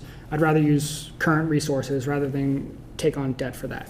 A high school that we're going to have for a generation, we're never going to save up, the $140 million that's going to take us to build it. So we go to the debt capital markets to borrow. So that not only gives us access to increased funds, it also means that we didn't save up for 30 years $145 million in order to pay for a school that all those people who paid taxes aren't going to benefit from. The debt service is going forward, and the people who benefit from the school benefit from whatever improvement we're making. Their taxes are going to support our financing of that. So with the debt exclusion, that means that you'll see it in a later slide on revenue. We can raise our property tax levy 2.5% from our prior year levy. This excluded debt for the high school and any other excluded debt in the future exists entirely outside of that. Whatever our debt service is each year, and this coming year I think it's about $6.6 million. Whatever our debt service is, we raise an amount exactly equal to that. So as we take on more debt, as we have lower interest payments, whatever it is, as that fluctuates, the amount we raise on property taxes outside of 2.5 directly matches that. And when that debt goes away, You disappoint me, Jeremy. You did a very good job explaining. Thank you. So like I said, I'll go into a little bit more detail when we actually have the presentation.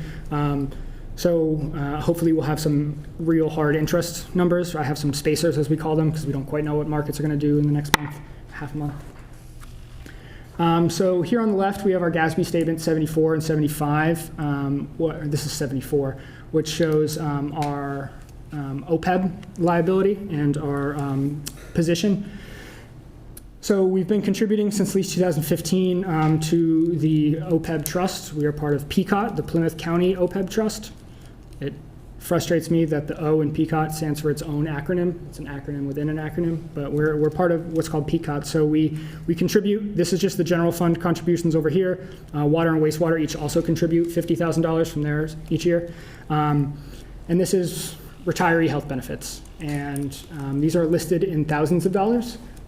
So that we want to look at down here is the net liability. So this is all future costs. Think about it the same way as pensions when we talk about how funded our pension is. This is conceptually the same thing. So this is future retiree costs, but related to healthcare, not pension. And what is that number, Jeremy? I can't read it. $316 million. And we have about $1 million in the trust right now. So now we do pay-go, or pay-as-you-go for OPEB. As we incur the liability, as we incur the cost, we pay it out every year out of our budget. The idea behind this is we continue to increase our contributions, continue to increase the principal amount, the nest egg amount here, and then not touch it for however many years it takes. And then at some point, the interest that this is, or the return that this is giving us each year can offset what our OPEB costs are each year, and it will be a cost savings on the general fund. So these are minuscule numbers, but in 2017, our planned fiduciary net position, so how much money we had, as a percentage of our total OPEB liability was 0.1%, and it's only one decimal place, so I imagine that's even rounded. And then we're up to 0.4%. So we've increased from $35,000 a year on the general fund to $50,000. We're $100,000 in 22. We're going to be $100,000 in 23, and I'm going to send down a communication before the fiscal year ends to add another $150,000 to it. So, Jeremy, I'm just a little confused by that. I remember years back, we were like 67% funded In our pension. in the pension, which is only part of the post-employment benefit package. So the O is other post-employment benefits. Right. So we have pension, and then we have premiums associated with retiree healthcare costs, and that's what OPEB is essentially that. So that 300 million $300 million is the total package. is And we use actuary tables and normal cost entry method to say, with the total number of people active in the plan right now, the total number of employees, and, a million models. So this is assumptions on assumptions with rates of return and all that. So kind of the only thing you can say with confidence is that it's never going to be that exact number. It'll be something other than that. But this is the agreed upon and best practices in terms of coming up with what a number would be. So we are eating this elephant one bite at a time and continuing to, I think, what our sound financial practices of putting this away. And I will say that rating agencies, at least in my experience, when they talk about your unfunded liabilities, unfunded retirement liabilities, they loop in both pension and OPEB. So if we weren't addressing this at all, a rating agency who, again, to be clear, provides a credit rating on our debt, which then we go into debt capital markets, investors use that as one of their inputs as to what, it's kind of a shortcut as to our credit worthiness, as to what interest rate they're willing to take to hold our debt. So Councilor DeSimone has a question. So this is something, so I'm learning about this, but it seems to me like what you put in there, what the administration puts in there is based on what exactly going forward. I'm learning about municipalities who have an OPEB funding schedule, and I'm inclined to think that that would be something useful for the city to adopt. I understand there's fluctuations in other decisions, but what are your, how do you come up with these numbers, and what are your thoughts moving forward about an actual funding schedule? Because from what I'm learning about this is like a significant and growing problem for a number of municipalities that we need to actually focus on. Certainly. So just to be clear, the thing on the left is prepared by Stone Consulting, our consulting group who puts this together and works deeply with Deb's office. So these inputs, a lot of them, like I said, are actuarial tables, are counting numbers so there's not a lot of, from our perspective, there's no administrative input to say, No, I meant the amount you contribute to the trust is my question. Yeah, so the amount on the right. I can't speak to where the 35 came from. The 50 was trying to be a market increase. The 100 was because we were staring down $300 million and $50,000 seemed like a paltry amount. In addition, the water and wastewater enterprise funds were also contributing $50,000 with far fewer employees in, being supported by those funds. So just conceptually, it didn't make sense that the general fund was keeping pace with much smaller funds. So we don't have a schedule. This report explicitly says that there isn't a schedule attached. We have not engaged with them for a schedule. It's not to preclude it in the future, but we don't have one right now. I think we're in the early stages. We've seen I didn't include it here, but I will include it in your budget books.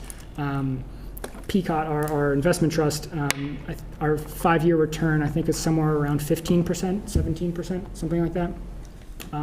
So just, time value of money, that's not, just totally free, but we've made some considerable returns on this. So in your professional opinion, would it be wise for the city to consider adopting a schedule at some point, a funding schedule? I'm just curious about your thoughts, Chairman.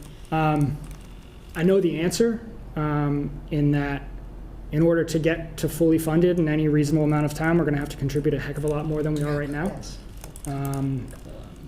So is it our goal to be fully funded? Sometimes I think that sort of stuff, at least with OPEB, may not be worth the cost. Having $300 million sitting in an investment trust probably isn't, the best thing the city can do right now. And if we can pay it as pay-go and have this supplement a little bit as we go, I think that's probably the better approach. So my approach is going to be continued increases to keep it proportional with costs. But I think a funding schedule would just tell me a number I couldn't afford anyway.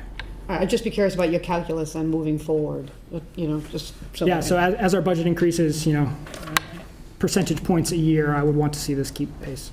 So there's no government standard to set that contribution schedule? There are a number of communities that don't contribute and do entirely pay-go. Wow.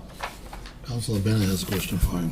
I do, thank you. Jeremy, when you say pay-as-you-go, are we currently under that? Are we using, do we have a line item right now for the benefits that are being paid today? Yes. And can you tell me or tell us approximately what that is for, say, 2022?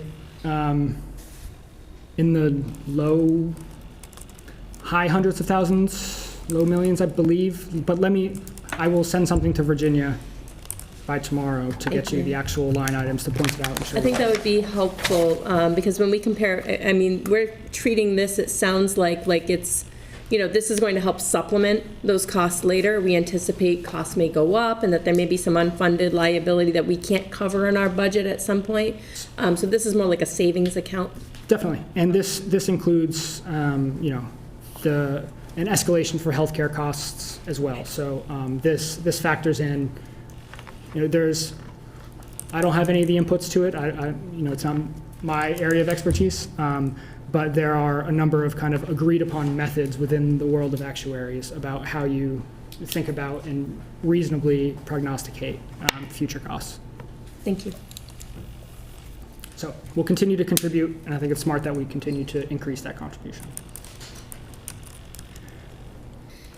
I have a whole whiteboard of capital projects in my office. I didn't go through all of them, but just wanted to touch on some stuff. Train HVAC efficiency. In a nutshell, we're spending $5.9 million to upgrade HVAC in the school department, and we have guaranteed cost savings over the useful life of those by contract that we will save more money than we spend. So it takes a while for our cash flow to be positive on that, but it's so long as it works out the way we expect it, and we have good quick and reasonable progress on it. It's an approach that the city will most likely take with HVAC projects throughout the city and other buildings. PFAS, polyfluoral alkali, something or other. It's a list of hundreds of chemicals, micro dose sorts of things that are in water supplies across the country. It's not even close to just an Attleboro specific problem. We're well within the federal statute, the federal limitations. Until the state changed them, we were well within the states, and now we're kind of borderline. So we're taking some, and to be clear, the state's threshold for PFAS is 20 parts per trillion, which is a grain of sand in an Olympic-sized swimming pool, give or take. So the water quality in Attleboro has not changed in years. We are taking short-term remediative efforts in terms of engineering a short-term solution to keep Wading River online. And then we are doing a longer treatment program, and that's largely funded through Arpa to keep that debt off the water enterprise fund. Talked about fire roofs. SCBA is the self-contained breathing apparatus. It's the thing we've been rolling over in free cash year to year, so we had to pay $500,000 this year for this thing, but because Chief LaChance said 5 years ago, I'm going to need $500,000, we set aside $100,000 each year. So that's part of that $13.9 million that you saw earlier. That $500,000 had been slowly building up, and then this year, we need to spend it.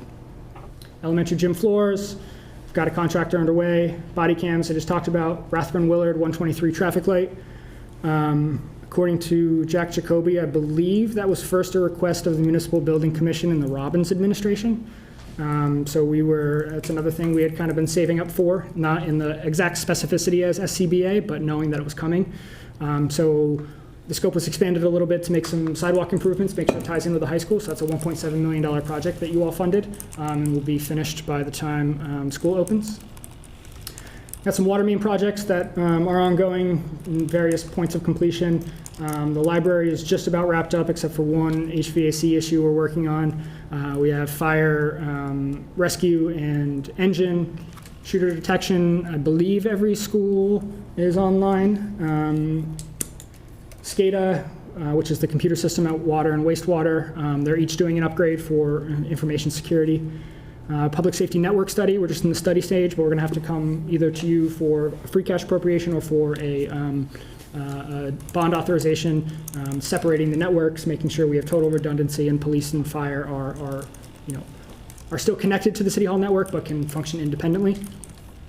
I admit I don't know the technical specifications of that nearly well enough to talk any more than I already did, but we're on the study phase right now. Is what we are doing. Solar, we've got solar projects coming up on parking lots around the city.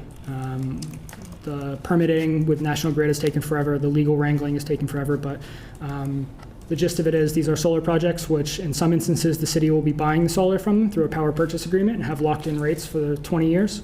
In other instances where there's not, the water or the wastewater sludge landfill, there's no use for all the water or all the power that the ground mount solar units are making, so we're going to sell that back to the grid. And as a result, the city will take in about $2 million over this 20 years in terms of lease payments from the developer. So it's not costing us anything. We're getting lower power purchase rates. We're creating green energy for the city, and then we get a small revenue stream out of it. More PFAS always. City Hall envelope, we're taking a look at the building. I'm sure you have seen a number of places here that roofs, HVAC, ceiling drops, that kind of stuff. Some things that I don't know, so we're having someone come in and take a look, and that'll be a project going forward. COA feasibility study, the clean water mitigation plan and wastewater, that's going to be Arpa. Public safety complex, we're in the feasibility study, wrapping up the RFQ now, hopeful to have that out next week. Kind of doing a big dive on sidewalks through various funding sources, Chapter 90 and existing city. So lots of capital projects going on right now, and these are just some of the larger ones. So speaking of the larger ones, so Attleboro High School, where are we? Where we are. So we are on pace to have a temporary certificate of occupancy on June 16th for the high school. Audiovisual, information technology, and furniture, fixture, and equipment delays. So that is going to mean that we cannot function in the building on June 16th. It will be later June before we have the new desks to sit on and whatnot. We're going through a surplus process now. What can be moved to the new school? What can be moved to other schools? What can city departments use? What can be sold? So we're actively working through that now. And the project was 75% billed through February, and we have since passed the peak cash flow. I believe the school building committee agenda for tomorrow has about $4.5 million worth of bills for March to pay.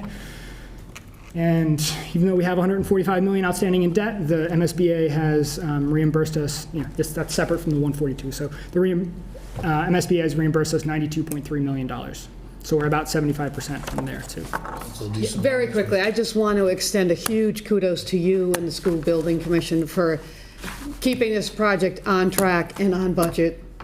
With everything that's been going on in the world, it's absolutely amazing the work that you and Jack Jacoby and the rest of the school building committee members have done. So as a resident and a parent with a child in the school, it's fantastic and well done. Thank you for saying that. The real work, it's important to have good vendors and good vendor relationships, but then once you get those vendors, it's important to have the A teams of respective ones, and we've got A teams across the board in terms of our CM, our architect, and our OPM that not only are great at what they do, but work together really well in a way that isn't always the case.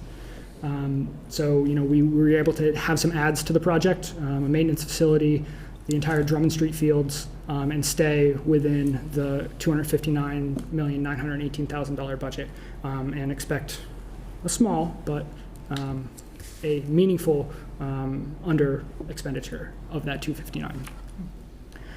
So what's next for the school? So there's a walkthrough tomorrow of the school building committee. Any of you who wish to attend, school committee, some members of the administration, we're going to do a walkthrough. It'll probably be the final one before they really start moving stuff in and making it really feel like a school. The CM, Consigli, is doing a presentation on school opening at tomorrow's school building committee. So if you are inclined to tune into that on AACS's YouTube or AACS itself, we're going to say, how do we get there from here? What's left to do? We got some ribbon cutting details that we're working on, but teacher occupancy on 8/15 and student start on 8/29, which means the Rathburn-Willard traffic light has to be up before then. So that's a kind of a summer slammer project of ours too. Just wanted to share some photos. So the field photos from last week, but these 3 photos are from yesterday. So the scale of the building is amazing to see from this vantage, and I hope you can come in and see it tomorrow. So this is the side view from over the existing school. This is the rear view kind of from over the football field-ish. So it's the cafeteria in there and an auditorium over here. And these are turf fields, the Drummond Street fields. Like I said, that was an add to the project, but staying within the $259.9 million budget.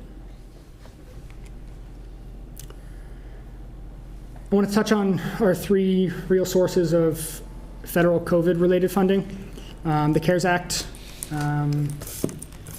We got $3.8 million through what's called the Coronavirus Relief Fund Municipal Program. So the CARES Act was distributed to the state. The state decided how much would go to municipalities and then allocated it out like that. We got $3.8 million.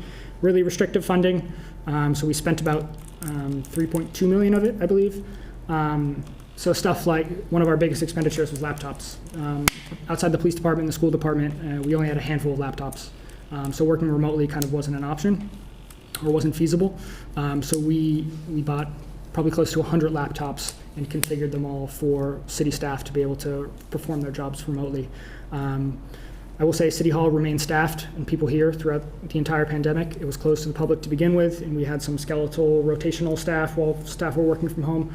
But I was really proud of the organization for keeping the city as open and functional as we did. The schools that's that ESSER money I was talking about. We thought we could use the 1.179 million of ESSER 2 to balance the fiscal 22 budget. That was not true. So the schools have spent this on a lot of the same stuff that we have. A virtual school option, Chromebooks, hotspots, PPE, sanitation, janitorial overtime, all that kind of stuff. What you would expect to keep a school building open. The 240 million or 240,000 is the Fema reimbursement that I said we're waiting on. First responder costs, overtime, some testing, and then the big one, Arpa. So ESSER 3, even though it was authorized under the CARES Act, ESSER was authorized under the CARES Act. ESSER 3 comes under Arpa. So the way this works is the state gives you an allocation that you can then apply to. So the school department submitted applications for $6.8 million worth of ESSER 3 grants to be spent over the next 2 years. I'm not sure on the specific applicability or the restrictions on that, but I know it's a more expansive definition than the ESSER under CARES. So I'm in conversation with the school department now on kind of their take on that. So 9.5 million is our ARPA direct allocation. So unlike CARES, which went to the state, and the state decided how much would even go into the CVRF MP, the 9557 was completely formulaic from the federal level and came right to us. So we're an entitlement community, which means we get CDBG funds. So we received our first tranche of 4.778 million in last May, and we receive our second tranche, the rest of it, next month or June, I forget which. So this body approved expenditure authority for 4.77 million of it. Once we get the rest of the money, we'll come back and ask for the expenditure authority on that. And Bristol County, so they got like $110 million, and I don't think counties were treated any differently in a place like Massachusetts, where some are defunct and some have very minimal roles, as opposed to where I grew up in Pennsylvania, where counties have a large and active presence.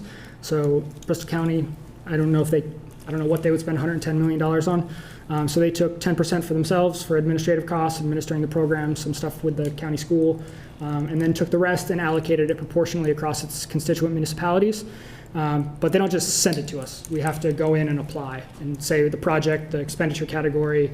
If it's not enough money to do the whole project, we have to line up funds for the rest and prove it.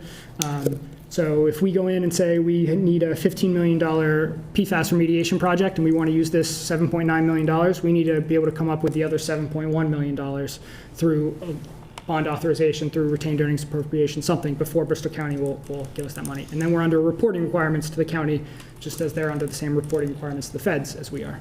So Jeremy, in the CARES Act, FEMA Act, and the Arpa Act, including what's been given to us from the state and the county, all of that federal money, the federal COVID money, is not budgeted money. That's separate money, correct? It's tracked differently, it's monitored differently, it's not something that we planned on spending or have a plan on spending, except for specific things within its own guidelines. Almost all of that, yes, we do have a plan. That's the only thing I'd push back on. But yeah, it is an entirely different fund. So the budget you vote on in June, you vote on three funds: the general fund, the water enterprise fund, and the wastewater enterprise fund, and then you set expenditure limits for various revolving funds. These are in entirely different funds that don't get voted on through that budget process. They are the definition of, well, I got it 3 times, but it's one-time money. It's not something we're going to support salaries with or do anything like that. And ARPA, I say to anyone who listens that it's an infrastructure bill at its core. One of the 4 categories you can spend on is water, wastewater, and infrastructure, and municipal broadband infrastructure. So we can spend all of that on water infrastructure this year. Mm-hmm. So some of the detail on what we plan to do. So in public health, these are rounded and are just on the first tranche.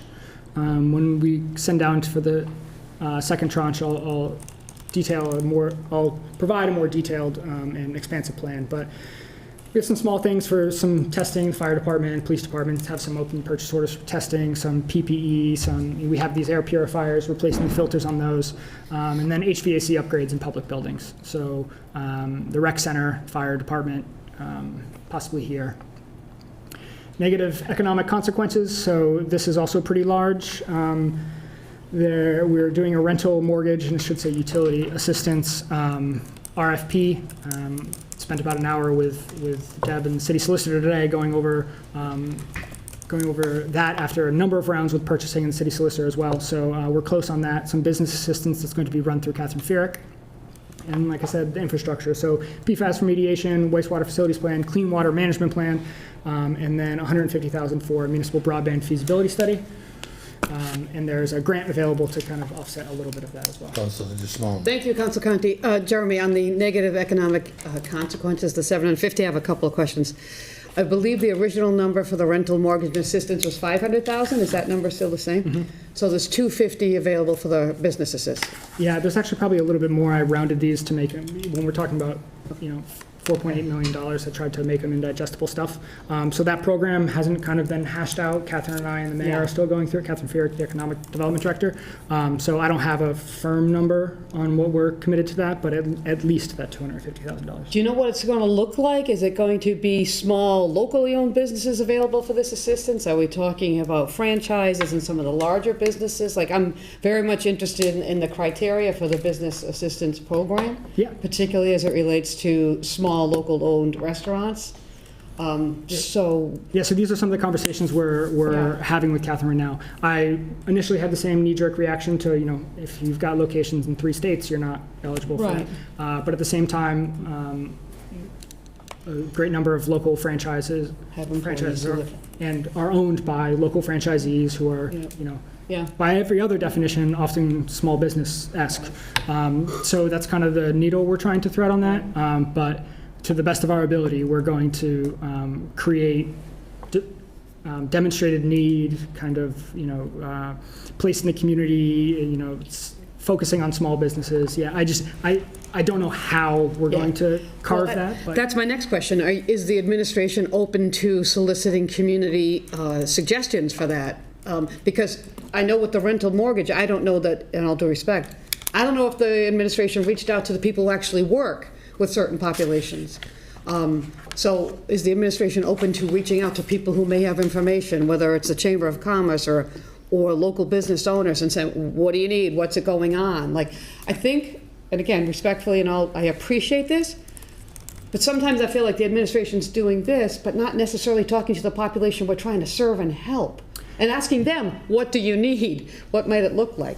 And I respectfully suggest that you consider doing that. So we did that because we're further along in the rental mortgage and utility assistance. We did that, probably not to the degree you're envisioning right now, but we did do that. Okay. One of the nice parts of a request for proposal like this is we say, here's how much we're willing to spend on this grant opportunity. And to be clear, the rental mortgage assistance program, we are putting out a proposal for a third party to administer the program. I'm not having 100 applications come across my desk in determining this. We are partnering with a community organization to do this.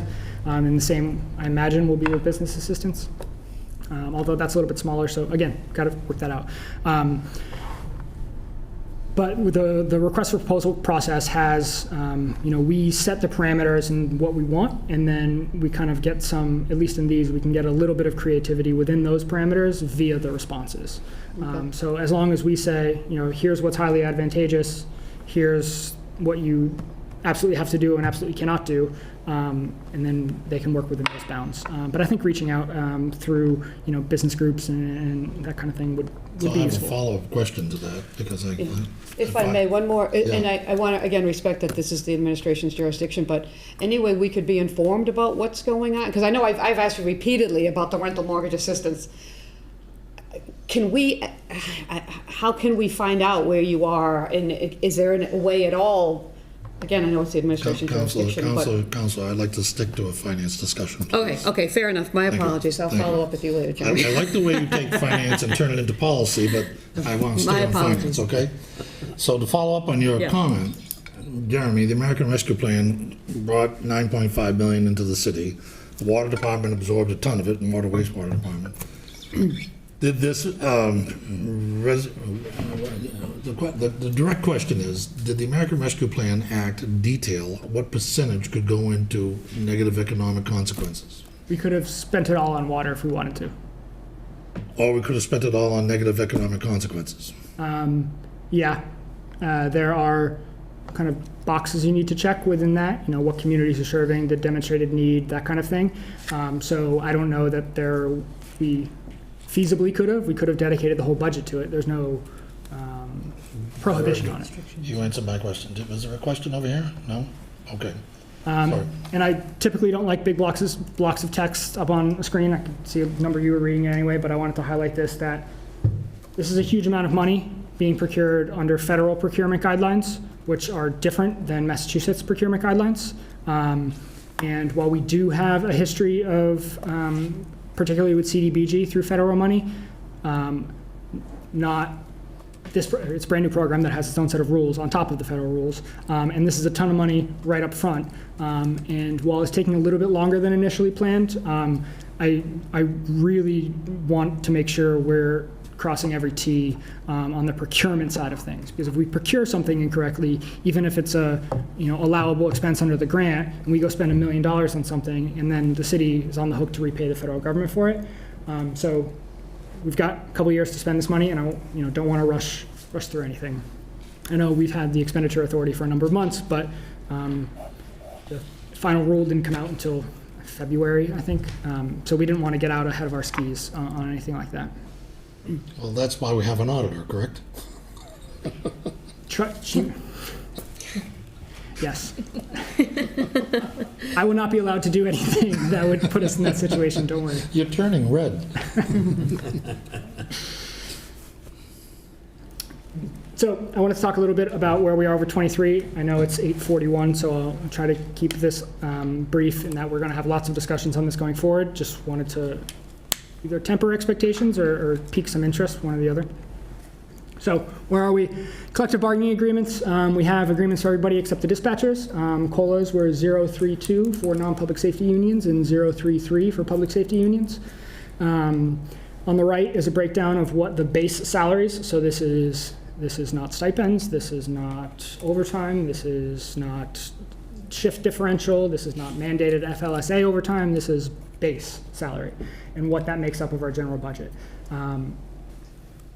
You all are at the top there. So fire, police exempts, what you would imagine, make up the most of this. I think I'm going to slice this a little bit different in the budget for you and make it a little bit more interesting to read. But I just wanted to give you a visual on what our contracts cost.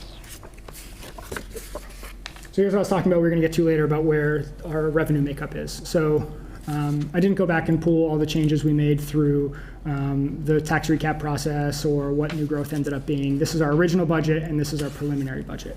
So you can see our local receipts. We're a little bit less conservative right now, but still I think conservative. Water and wastewater indirects, we're at the same percentage using the same study, but as those budgets go up, the indirect costs that we assess to them also go up. MWPAT subsidy is non-consequential to us. State aid, huge jump. I'm going to get into the cherry sheet in a second. It was mostly Chapter 70 on her education aid. Prop 2.5 increase, which gets applied to our prior year levy limit, is you're going to notice this. I'm going to come back to this 2% number, or this $2 million number, which is the Prop 2.5 increase. And this is the debt exclusion's not on here because it equals the debt service, and there's not really a whole lot you can do about it once the debt's issued. So this is what makes up our revenue. So when you talked about state aid being about a third, it's about a third, 55 million out of 164. And that free cash number there, that's not going to be that number. It's going to be that magnitude. But that's what our current deficit is with all of these related funds, all these funding sources. This is based upon the governor's cherry sheet that came out on January 26th. The House Ways and Means releases their budget tomorrow. So that state aid number will change. Hopefully it'll go up. But House Ways and Means releases tomorrow, and then that will be the basis on which our budget is presented to you. And as you recall, then the Senate has a budget, conference committee, final budget signed, and then we come back in the fall and when we do the tax recap and all of that, we make sure that all everything on our end matches the final cherry sheet. So some local receipt highlights right now. Councilor Councilor Cobus. So if you can go back a slide.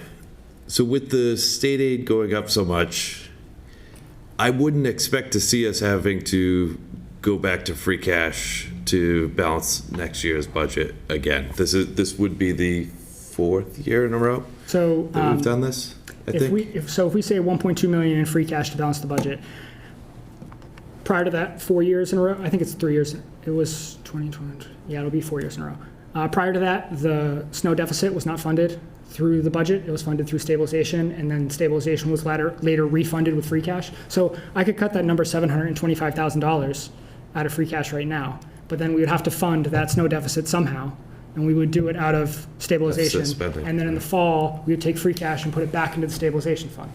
So rather than screw with what my year-end numbers year over year look like in the stabilization fund, being all wonky with those ins and outs, I think this is a much cleaner way to do it and fund it through a free cash vote in the budget. So that's what I said, that one-time expenditure that we have every year. Previously, it wasn't on the budget. So 725 out of that 1.125 is But that still leaves quite a bit there. So did you say what we were at for deficit spending right now? for snow? Percentage of the overall budget, because I remember looking a number of years ago and we were down at under 3% from. It's about 2%. Yeah, and I know a long time ago we were up at over 5%. So where our ability to sort of spend for deficit spending is decreasing, and we're now for the last 4 years in a row using free cash to stable, to fund the next year. So this is concerning for me. So when it comes budget season, this will be So I put that concern. up there to try to assuage this right away. So 725 is snow, which Yep. we used to fund. So think of that as 400. We have a line item as reserve for capital of $500,000 in the operating budget. So that's $500,000 that we would have come to you for free cash appropriations in the fall and say, hey, could you spend that $500,000 doing X, Y, and Z? Instead, we put it in the budget as a reserve for capital. We can access it before free cash is certified, and we have a built-in $500,000 for capital that we're not going to spend on anything else. So if we take out the snow deficit, Interested in protecting. of course, yeah. so if we take out the snow deficit and we take out the reserve for capital, 1.2. we're at a balanced budget. 1.2. So it's a policy change that you're not comfortable with, because the money is working out the same. No, he didn't know what the policy change was. Oh, no. No, what I'm saying is, I'm sorry, I didn't mean to say it like that. I shouldn't have said it like that. I apologize. Meaning, he's doing one-time things in the budget that equals a 1.2, and he was stating that he's uncomfortable with the free cash, right? Is that what you were saying? Right. Well, just the fact that we're budgeting for that, putting it in the budget to say we're going to use this amount of free cash to pay for that, where the snow, I could kind of go either way. And I agree that we should be budgeting for the capital improvements, but if we're going to do that year over year, we should be doing it as part of the funds we're raising, not with free cash money. I see your point. Is my opinion. I see your point. Catherine D. Smith. Yeah, I share Councilor Cobus's concerns because I'm pretty sure in the last budget message, the administration said that they were going to diminish balancing the budget with free cash. And it's my general understanding that this practice is frowned upon in municipal finance. So and I'm afraid we're going to get comfortable with this and it becomes habitual and then we just do it reflexively. So we are not using one-time revenues to pay for recurring expenditures. If that were the case, if we didn't have snow in here, we didn't have the capital, and I say, hey, XYZ contract or service contract or whatever increased to the point where we need to go to reserves to balance our budget, then we have a structural issue that we need to address, and I don't think that's at all where we're at with our budget here. I think, honestly, if we took out that 1.2 million of the snow deficit and the reserve for capital, we would be near balanced. There's state aid to shake out, there's open enrollment to shake out, which I think we're a little bit light on that right now. So we're, it's not going to be that number, but I anticipate that's the magnitude. But we're still squeezing our ability to pay debt services. I'm not sure I understand the question. The debt, you said we were at roughly 2%? for I was debt saying that the services? snow expenditure was 2% of the total budget. Okay, my question was, where are we with debt services as a percent of the total budget? Debt service? Yes.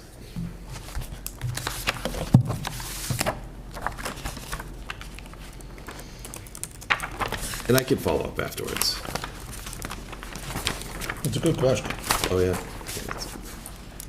So total debt service in 2023, oh, that's just the band, sorry.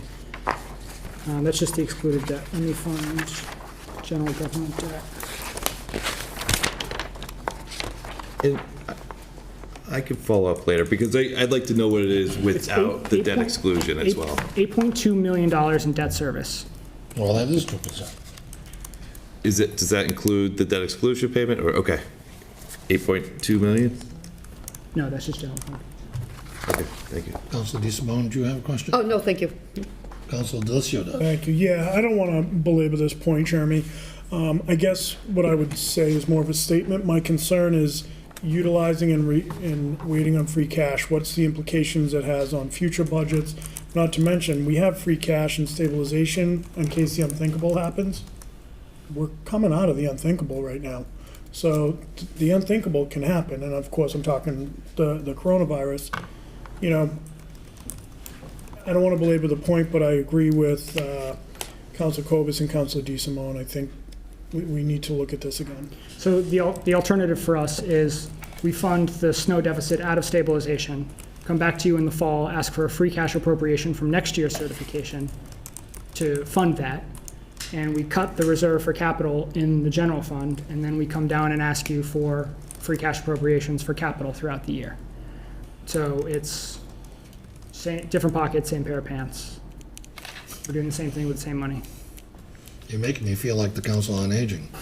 Go ahead, Councilor Dolan. So I agree with what you said. It makes sense to me, and either I'm just not understanding it correctly, because when you did the reserve for cash, the 500,000, we can use that without having to wait for free cash to be certified. So if we have a project, it's always available to us. And we still have to come down here, just to clarify, in similar to free cash, it's in a reserve line, and we can't spend from the reserve line. Right. We have to transfer it to somewhere where we can spend it from, so we still come down here and you still get a vote on that money. Which that makes sense to me. And then as far as the snow, I mean, it's like you said, same pair of pants, right? So instead of making all these transfers from stabilization and back and forth, I don't know. I don't have, either I'm missing the boat completely or I don't have a problem with that. Because it comes exactly to 1.2 million, and I know we're not exact. I know you need to talk about state aid and all the other things that need to shake out.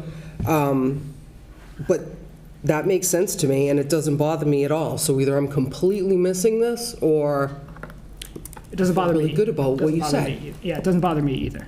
I think this is Because it's kind of potato. it's a reasonable use of reserves for, like I said, one-time stuff. Right. So we'll get more into it in the budget presentations Let's themselves. move on. I have only one question. Do you have? I did have just one follow-up. If I'm understanding this correctly, it's not, I think what I'm hearing is that the concern is not the how we're transferring the money, but the fact that we're relying on it at all in any kind of way, and looking to this free cash. And snow is not a one-time thing. We live in New England. It's a reality of where we live. It's a reality of what we deal with day to day. And this was similar to my question last week to the mayor about, building new sidewalks and funding appropriately to ensure that we have the staffing and the equipment to address this new need. So I get uncomfortable when I see a line like free cash that looks like we are relying on it, whether it's stabilization or free cash. Why are we dipping into it at all and not budgeting for this as a part of our life and what we can consider to be an expense that we need year to year? Prop 2.5 severely limits our abilities outside of that. We have a number of, local receipts at, 9% or whatever it is of the budget. We, you all set rates on stuff. We can send communications to increase rates and increase local receipts there.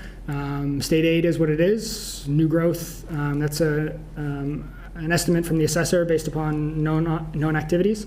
You can see we're at 3 and 2% COLAs. Our contracts aren't exorbitant. 0.32, I think, is a pretty fair contract for both employees and the city for this contract term. So, and we've added a number of positions, but through various pay-fors. I don't think any city expenditure account is exorbitant. I even think we have added to a number of building maintenance accounts that you'll see through the 23 budget, just to make sure we can tackle that deferred maintenance a little bit better. And as we say in a lot of the narratives, it's a years-long process, and we're not going to tackle the whole thing this year, but we want to continue to make progress. So kind of we're operating under the constraints that we have. These numbers are set, this number's set, this number's set. This number, while not set, is reasonable and informed by a number of studies.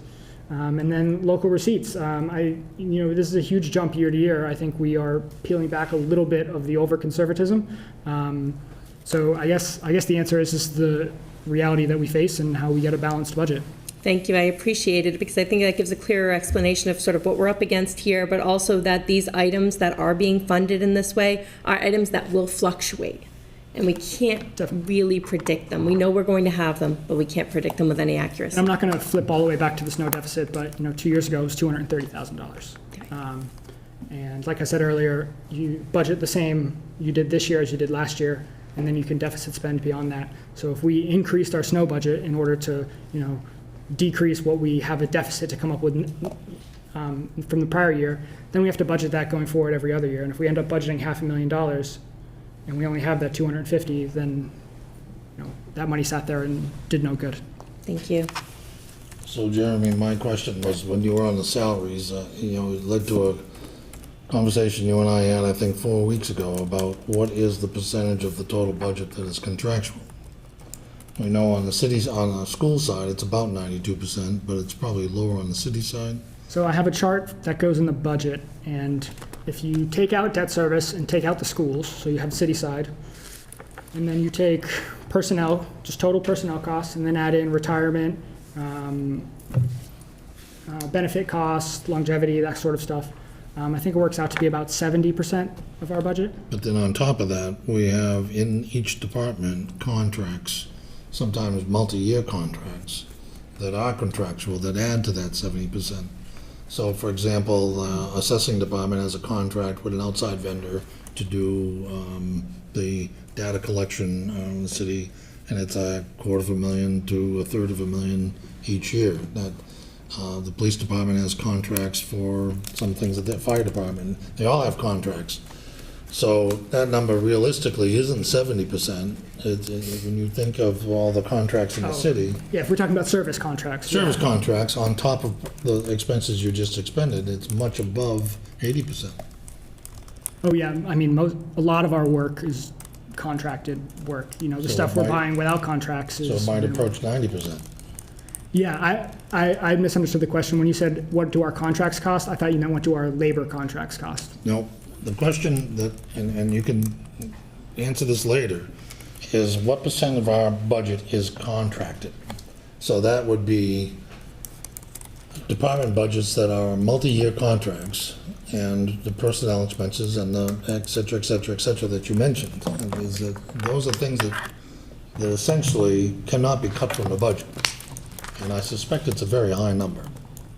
Yeah, if we're expanding the definition, or not expanding, if I'm now understanding the definition as you're explaining it, yeah, that's a vast majority of our budget. Right. And that's a number I'd like to see. Certainly. Thank you. Rick. Yes, Councilor Delicio. Jeremy, when we're looking at the fire salary, I've been doing some research and looking at different things. Is premium pay in that, or is that something that's separate for the firefighters?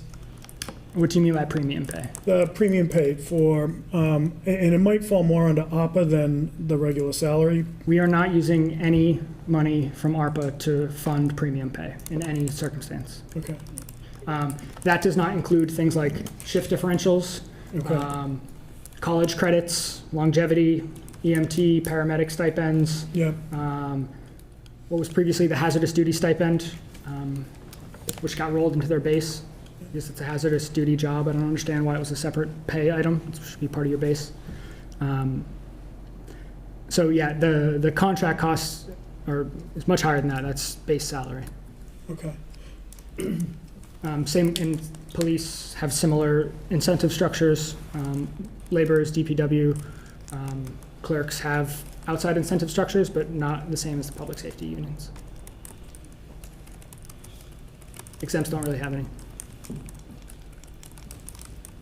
Just some local receipt highlights. Right now we're carrying a 90% of actual for a 21 number for motor vehicle excise, which as we review the commitments that we have going out may need to be revised down as we kind of experience some more months. Marijuana host agreement and marijuana local options tax. In light, I had this at 900,000 for most of my preparation, both of these, and in light of learning about new facilities and what we saw in previous quarter revenue, dropped those both down to 850. And I said you would see this 800,000 in meals tax. So, if we're going to approach $1 million this year, budgeting 700,000 seemed irresponsibly low.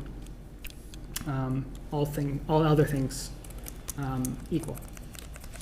And like I said, it's a $15 million local receipts budget, so there's lots of other things that make this up, but a lot of them are in the thousands, tens of thousands of dollars range, and going over them line by line I don't think is the best use of our time.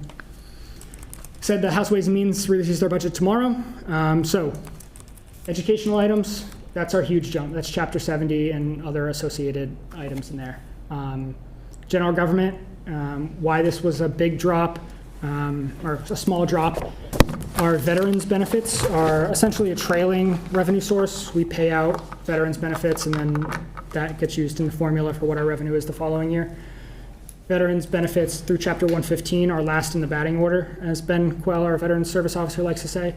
So that means that when you're at a certain income level, you go through all the other federal and state programs, and if your income still doesn't reach a level, then Chapter 115 kicks in. That's how the statute works. So with the increase in federal aid programs over the last 2 years, not only has our census shrunk somewhat, but those eligible for benefits have also shrunk somewhat, which is a good thing, right? We have less poor veterans, but that meant that our trailing revenue from 22 for veterans to 23, went down $150,000. But still, year over year, we went up almost 14% in terms of state receipts, after 21 and 22 were essentially flat from the year prior. These are our assessments. So our cherry sheet revenue comes in net of these assessments. So this is stuff, right there that we pay for. So you'll see these dollar for dollar in the budget, and can't really do anything about them. Charter school sending tuition, that's kids in our district who go to charter schools instead of Attleboro public schools. And that's the biggest one here. So I said, remember that $2 million that we get through Prop 2.5 this year? Our local contribution, which is, we have to get to this number in terms of education spending. Our local contribution is up $6.2 million. Jeremy, can we take time for Councilor Kovas' question? Real quick with the charter schools, are we predicting for that to go down based on the new high school opening, or is that not going to have much of an impact? Yeah, I haven't spoken demographics with Mark about that, but that's the general thesis, that the high school would be a magnet to students. This, I imagine, also has to do with a COVID year and perhaps schools, rather than a traditional public school, responding differently, whether it was more stringent or less stringent based upon a parent's preferences. So I imagine there was some of that noise in here because we were kind of level here, and we had been the years prior. Thank you. So our local minimum contribution is $41 million. That's up $6.2 million from the year before. So the state says you got to spend this money, this amount of money, with some other tinkerings, but education spending is Chapter 70 plus what the state determines is your minimum contribution. It's all formulaic. We have to spend at least that much, which is up $6.2 million from the year before. Prop 2.5 is only up $2 million from the year before. We got to come up with $4 million somewhere. So come up with it at, a number of places. One, the charter school assessment we get to take off. So as that goes up, we get to take some of that off of the school department budget. The theory being there, you have 100 kids leave, you have 100 kids less of expenses. It's not one for one. You don't get to have, if you have 2 kids in each grade leave, you don't get to hire 1 less teacher. So there's also a charter school reimbursement that makes up for part of that on the other end, but it's not even close to one-to-one. Transportation, this is a big moving target for us right now. Proposals are due next Friday. So this and our open enrollment are the 2 biggest question marks we kind of have in our budget right now. And there's the charter reimbursement. There we go. So, like we showed, 4.8 million in charter school expenses, charter school assessment, and then 800,000 in the reimbursement. So where we're looking at right now is the same thing we've been doing, 2.5 million over for the school department, something that they can live within. And it's been the commitment of the mayor. He's been pretty vocal about that, and that's what we're operating under to balance the budget right now is $2.5 million over net school spending. And I think that's about it. So Jeremy, you'll circulate this PowerPoint presentation to Virginia in the morning, because I would have liked to have had it in advance so that I could see it here. I could read it better here and I could read it there. I fear the people at home may not have been able to read the numbers at all, but there's a lot on the slide. There has to be, so thank you for that. The presentation, Jeremy, was excellent. Thank you. It met all of my expectations and went beyond, because I believe you've given the counselors a really good overview of the situation of the city before we get the budget. And that was the whole idea of you being here tonight. And that's exactly what I told you the objective was a month ago when I invited you.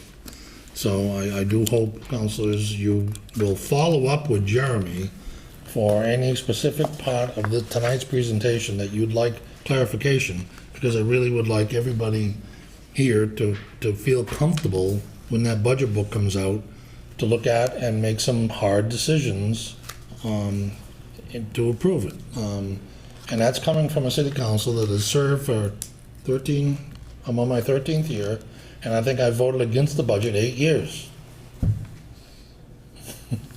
So I know you'll all give it due diligence, and I know that you will be better off this year looking at that budget book because of this presentation than in years past. And Council Delicio, I'm going to thank you for the impetus for making this happen, because I think this has been a very productive night, Jeremy. Happy to do it. Thank you. Thank you for the invite. Thank you for the kind words. And we all have the same objective, to provide city services in a professional and effective manner. And when the problem, Jeremy, is that everything you do is really complicated.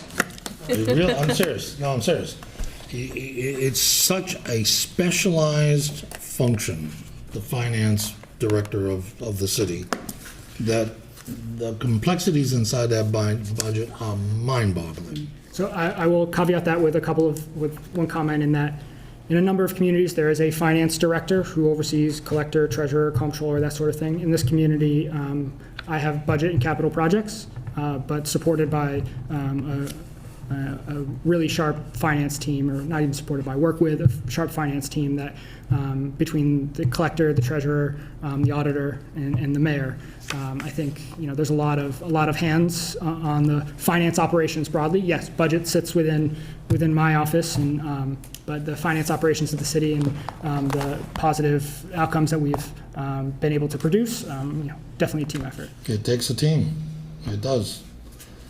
Thank you very much. Thank you. Anyone else have anything to say? Councilor DeSimone? Yeah, just to reiterate, I very much appreciate your time and expertise, in that we're all generally trying to get to the same end. We may disagree about this and that. But thank you. I can't imagine the stuff that's in your head, and I tip my hat to you and Deb and other financially minded people because it's out of my skill set. So thank you for your patience, and Of course. I'll be in touch with more questions. Yeah, we're kind of three-handed over here, right? You see, on this hand, well, on the other hand. Yeah. So try to give you as straight an answer as possible, but it's not always a straightforward situation, so I appreciate it. Thank you, Jeremy. Good job. thank you, everyone. Thank you. Thank you. Thanks, Jeremy.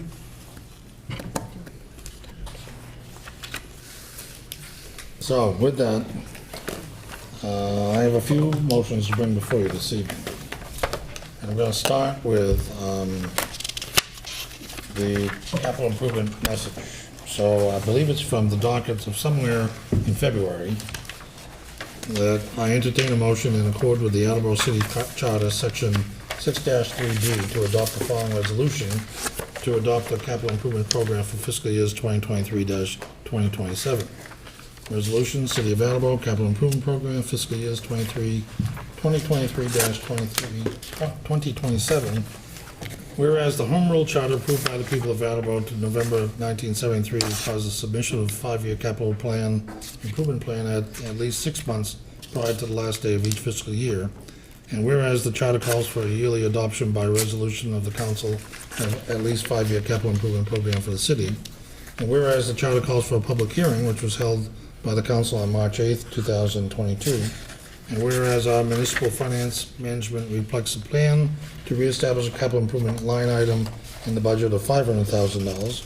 And whereas our municipal fiscal management reflects a plan to maintain capital improvement line item in the budget upon state certification of free cash. Whereas the city's capital improvements have and continue to depreciate and deteriorate logarithmically. And whereas a capital improvement program each year requires the city's future projects to be regularly reevaluated and updated in response to changing needs and conditions. And whereas the city council makes the following suggestions and recommendations in adopting the capital improvement program for Point of order. 2023-2027. Where are you reading that from? I'm reading it from the resolution circulated to all councilors about 4 weeks ago. I don't have It that. must only be in yours. So you did receive this. Yes, it's not. Yes, you did. It's not in the packet. No, it's not in tonight's packet, but you did receive it. It's not part of what you just got. Yeah. So you want me to hold on? I would right? hold on that one until I right. can see it. But here's the thing. In 2 weeks, we have to put this out, and we have to get it through council because May 1st is coming. And it's gonna be on the mayor's desk for May 1st. So I'll stop reading, and we'll take that up as the first measure in the next meeting. Richard? Yes. If I may, we are having a special meeting on the 26th, That's when we'll do it. so if you wanted to vote it out at that point, and then we can bring it in front of the entire council, we can do that. Excellent, that's the plan. Okay. And I've written it on my sheet. From the docket of April 19, 2022, I entertain a motion to transfer $25,700 from account 11241000-530 Citywide Special Events Professional Services to account 1100-124-530-150 Continuing Appropriations Citywide Special Events to partially fund the July 1, 2022 city fireworks returning after a 2-year break. Second. Thank you, Councilor Cobus. So it looks like the city is going to be paying for fireworks rather than doing a donation fund from the public, which takes a great burden off of our administrative assistant. This was a policy that was frowned upon by Mayor Robbins and followed by Mayor Dumas, but I never really quite understood it. It's for the enjoyment of the city, and it really should be a city budgeted expense. And since I was the chairman of the fireworks fund for 3 years, and I know how much pain it takes to get $25,000 to put up in smoke in 20 minutes. Councilor Reynolds. Plus, quite honestly, I don't think it's a job description, or should be a job description for the person that does all this work for us. She's not here, she originally was not hired to raise money. That's just ridiculous, and she shouldn't have to do it. I mean, the prior person in this position wanted to do it. It was something she chose to do. It was not a job description, and I personally think it should come out because they put it in there. I don't think she was aware of it. I think it should come out of her job description, and the city should continue to pay for it, as you are saying tonight. So that's a separate issue than the motion, but it's Right, I'm something just that I think making the a president comment of, should take under consideration, because I think the president's in charge of that job description. Am I wrong, Councilor Delcio? Sort of, kinda. So Kinda. what I think needs to happen is there hasn't been a look at the reclassification plan, and I don't want to go down that rabbit hole. I think it's time for it. I think Sarah Lynn's absolutely right. Linda took it on. It then became kind of through osmosis part of Virginia's job. Part of the reason why we're not doing the donations is just because of really everything was up in the air. It wasn't until about a little less than a month ago that the decision was made by several of the department heads, the administration, to go forward with this. And I think if there's been a year over the last couple of years that we need the fireworks, it's this one. And I think there are different avenues where we can look forward to funding it going forward, because I think a lot of the other communities fund it. There's a lot of local donors that will still continue to contribute, and you know, who's gonna say no? But I don't think we should be beholden to that, to your point. But this is something that's really important to the residents, and I'm glad to see it back. So are there any other opinions going? Councilor Waterman? Yes, could you say a little bit more about the phrase partially funded? Well, the fireworks don't cost $25,700 Okay. because you've got a recreation department, police department, auxiliary police, well, the auxiliary police department's gone, so you've got a fuller police department, a fire department, all in overtime, and then you got a Department of Public Works to clean up the mess the day afterwards. So there is a tremendous amount of labor, far in excess of $25,700. That is the expense of the fireworks. And I would venture to say that the real cost, if you were able to take everything, it would approach six figures. agree, For one, if I may- That's a One Delcio. Yeah, one night, it's not six figures. It's probably closer in the range of about 37 to 38. The Okay. problem is, once the pyrotechnics are delivered, you have to have a firefighter there 24 hours. So if it rains on July 1st and the rain date's July 3rd, or July 5th, whatever it might be, you're gonna see those costs go up. Anyone else? Motion's in order. All in favor, say aye. Aye. Aye. I said aye. Motion passes unanimously. From the docket of April 19, 2022, I entertain a motion to transfer $367 from account 1-000-3590000, undesignated fund balance free cash general government, to account 1175-1000-513000, planning overtime to address the need for additional funds for the remainder of fiscal year 2022. Second. Thank you, Councilor Cobus. This is pretty straightforward. It's overtime, it's contractual. Any questions, comments? All in favor, say aye. Aye. Aye, motion passes unanimously. From the docket of April 19, 2022, I entertain a motion to transfer $83,000 from account 1124100-57836 Citywide Reserve Fund for 53rd week to the following: account 11111-000-51100, municipal council salary, $500. Account 11211-000-51100, mayor part-time, $200. Account 1135-1000-51100, accounting salary, $1,525. Account 1141100-51100, assessor's salary, $700. Account 1145100-51100, treasurer's salary, $1,275. Account 1161000-51100, collector's salary, $1,200. Account 1162100-51100, elections salary, $500. Account 1220100-51100, fire salary, $20,000. Account 1220100-51300, fire overtime, $55,000. Account 1240100-51100, building inspector salary, $1,300. Account 1292100-51100, animal control salary, $400,000.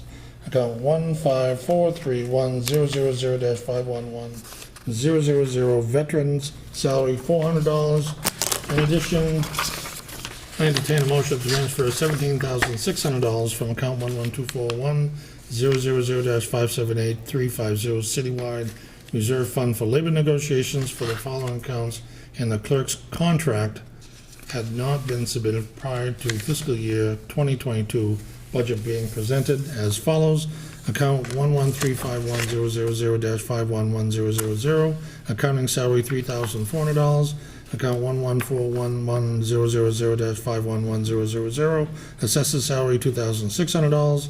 Account 1151000-511100, treasurer's salary $2,350. Account 1161100-511000, collector's salary $3,400.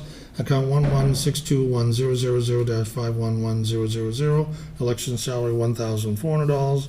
Account 124011000-511000, building inspector salary $3,000 on account 1543100-511000, veteran salary $1,450. Second. Thank you, Councilor Colas. Is that the same voice when you did the auction stuff? That's Sure. exactly what it sounded like. You gotta be the bidder if you want to be the buyer. Jeremy explained all of this just about 2 hours ago, and it's contractual, so are there any questions or conclusions? It made sense then. Okay. All in favor, say aye. Aye. Motion passes unanimously. From the docket of April 19, 2019, April 19, 2022, I entertain a motion to hold a public hearing on April 26 relative to the administration's program year 2022 CDBG budget, entitlement budget for period July 1st, 2022 through June 30th, 2023, and program year 2022 annual action plan, and the authorization to submit said program year, and it's very important, the authorization to submit said program year 2022 CDBG entitlement and program year 2022 annual action plan to the United States Department of Housing and Urban Development on or before May 15, 2022. Second. Thank you. I took a moment to underscore the second portion of this motion, and I read it because even though it's calling for a public hearing, in the motion is the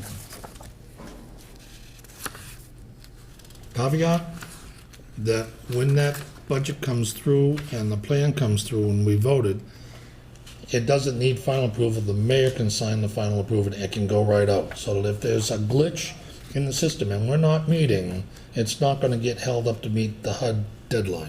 Follow that? Any questions, comments? All in favor say aye. Aye. Aye, motion passes unanimously.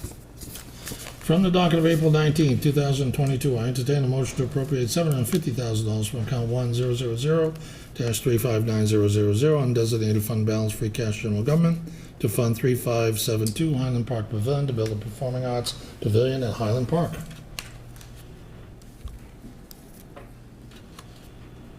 Second. Let's have the discussion. Sorry.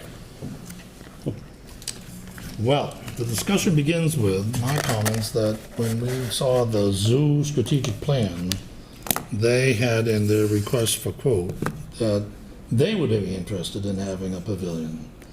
And when I saw that, there was a bit of a surprise in my emotions as I was reading this about what the zoo was putting in the scope of work, that what is the possibilities, that there's an income potential there in a pavilion for the zoo if it was placed in that McDonald Parkway where the old shell used to be, which is, so if you're in the Newell shelter and the zoo is on your right, and there's a field facing you on the forward, that shell was all the way to the left in the woods.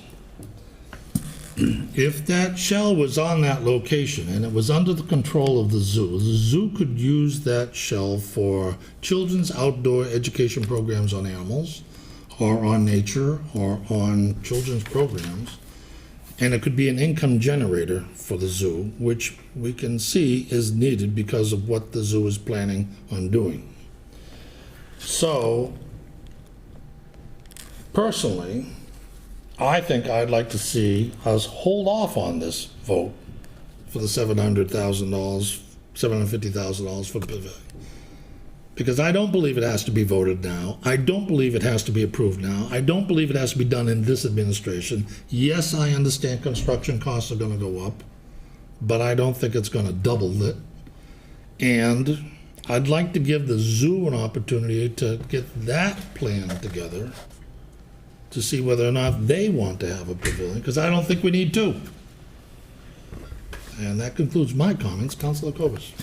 Thank you. And when it comes time, I'm happy to rescind my second and we can sit on this. One of the things that I'd like to see is I'm personally not comfortable moving forward with this until we have an understanding of what we're doing with the Council on Aging. I think that's a higher priority. And frankly, after seeing the budget discussions, I'm not comfortable spending this money right now, knowing that we're using free cash again to stabilize or to fund next year's budget. And I understand that there's some semantics and you can debate that one way or the other, but for me, I'm nervous about that. And until we have a good understanding of what's going on in the budget and a good plan for the Council on Aging, I'm not comfortable moving forward with this. I'm glad you brought up the Council on Aging, because I had an exchange with Melissa this week, because I was following up on all of the things. I've got 4 people working on the Council of Aging, okay? I've got Catherine Fierick working on what's the value of the Highland Park. I've got Julie Hobson working on the dozen or so sites that I think are viable alternatives. I've got Melissa, who has refused to go to other Council on Agents to see what their plans are for the future because she thinks it's a waste of her time. And I have someone else I gave someone else an assignment to do. And the Council on Aging Board of Directors are kind of hot on going to Highland Park because there's an existing 5 acres there and there's an existing structure. But they don't understand that that land, 5 acres, is easily worth $250,000, and that the building, in addition to that, would take it to $500,000, and that site has income potential long-term for the city if it was converted into a catering facility. Both, we get the food tax, we get the salaries, we get the jobs, we get the income and the taxes and the annual real estate taxes. So I had a problem with the Highland Park issue, and I got a problem with $100,000. And this is $750,000, which is a bigger problem for me. So that'll conclude my counsel, and I'll recognize Michelangelo. Thank you, Councilor Conti. So we're trying to appropriate for a feasibility study, but we're already trying to see what other locations are. Isn't that what the feasibility study is? For my own education. If you think about the RFQ that the zoo put out for the strategic plan, they laid out in their scope of work for the firm to say, look, we have next to us a Forest Suite Park that we could take over. We have next to us this field that we could take over. We have this idea that we could do a shell, blah, blah, blah, blah, blah, blah, blah. The zoo RFQ was well done because they did their homework before they went out to ask somebody, rather than asking somebody to do all that work for them. It's a big difference, Councilor Angelo. And so I'm trying to get the Council on Aging to get somewhere near the zoo level at the request of my committee and I think we're all together on this, is that you go out when you know what you want to get, you see? So, okay, it's a little delay, but it's a lot of money. And Point of order, Councilor Conti. yes, Councilor I think we should go back to this first. I mean, I get what you're doing here, and I'm with you on that. But I think we should get back to this $750,000. You're right. Let's get back to the $750,000. Because we've moved on to another. You're right, Councilor Holmes. Thank you. We talked about this when this, I want to say yes to this, but I just feel like there isn't a thorough plan for this area. And I'm concerned that we're going to do this and then what, sell the building? It just feels so choppy to me. It just doesn't feel like there's a thorough understanding of what we're going to do with that whole area, with the new high school that's going to be opening up, and then the old high school is going to be torn down, and what's happening? And so this is a great, I want to say yes to this, but I'm just very uncomfortable with it right now. Councilor DeSimone. Yes, thank you. I appreciate the concerns, and as curious as it may sound, I'm in general support of this because I reached out to the mayor with a few questions. I appreciate the concerns for the bigger picture of Highland. I agree with you there, and I don't even want to get into the feasibility stuff at the moment. But the way I understand it, this pavilion would be located next to the parking lot that's been installed for the temporary parking of the contractor, so it's a good use of the parking lot that is there. I further understand that this pavilion would be connected to Capron through a pathway through the Sweet Memorial Forest over there. It's purposely close to the high school as well, so that it can encourage the use of the high school students, et cetera, et cetera. I also understand, because I asked the mayor if the city would be open to sponsorships and donations involved with this project, and the mayor said he would be, but they wanted to set aside the funds, fully intending to go out and solicit sponsorships and donations down the road. I want to use Highland. We bought Highland. We need to see revenue from Highland. This is a step in that direction. And perhaps if we do this, this is the first domino that falls that increases the likelihood of a restaurant or some other entertainment venue. But we have to make a movement here. I think this is a great movement.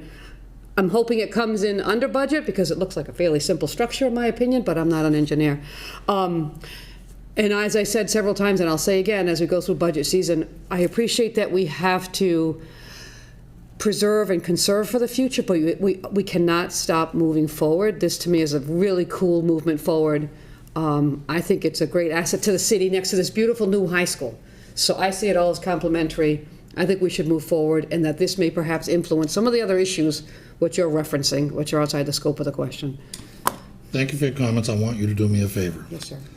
When that parking lot was built, I believe the permit to build it was that it would be a temporary parking lot, that it was granted a temporary conservation easement because it was a temporary parking lot. So I would like for you to follow up on that and find out whether my memory is foggy or accurate. Well, was it in the communication? I know there was some reference to using that lot. Right. And if you build a shell and use a lot, it's going to be permanent. Right. And I believe it was constructed under the conditions that it would be temporary. But I want confirmation. And if you would do that for me, I'll be I happy would to. greatly appreciate it, because I'm a little busy. Fair enough. And just for the record, I don't know, the mayor didn't tell me that, but I got that information from somewhere, so I'll try to track down where I'm under that impression that that's the intention. Councilor Holmes. I don't think I saw the design. Did we get that? The design of it? Oh, I'll have to look back. I don't recall seeing one. Okay, Well, it was a video. There was was a a bit, yeah. video posted. okay. Councilor Delizio. Thank you. Yeah, I saw the design as well. The mayor had sent it to me. I think it's YouTube, and it was created by a local engineer. It looks great, and we need more fine arts in the city, and I think this has potential to be a revenue generator, but we haven't seen anything to tell me what that plan to generate the revenue is. I'd like to know, have we exhausted grant opportunities at the state and federal level?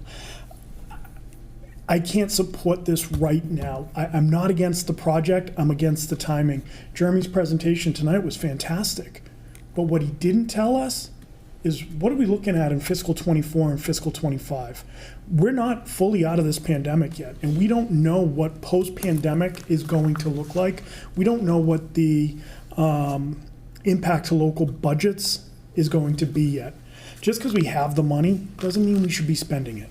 I think there's some wisdom to practicing the pause, and maybe we're in a different situation 3-4 years from now, 2 years from now, this time next year.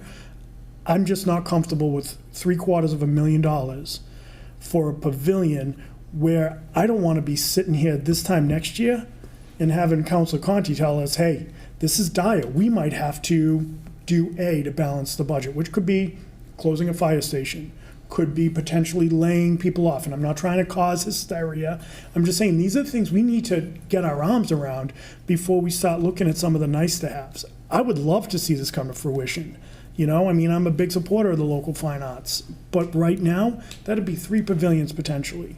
The Newell Shelter, the zoo, and then this one.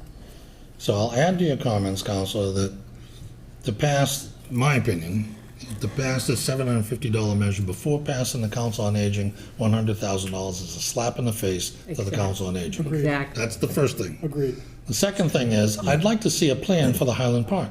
I haven't. They had some community input sessions, Yep. and that was it. And all I've heard since is, let's put it in the park, let's put it in the park, let's put it in the park. And no one's thinking about the economics of that park.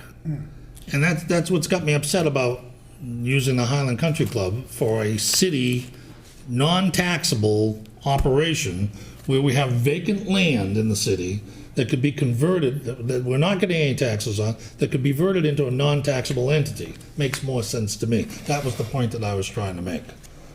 Can I add to that real quick, Yes. Rick? One thing we talk about, and Diana's right, it's choppy, right? It shouldn't be so choppy.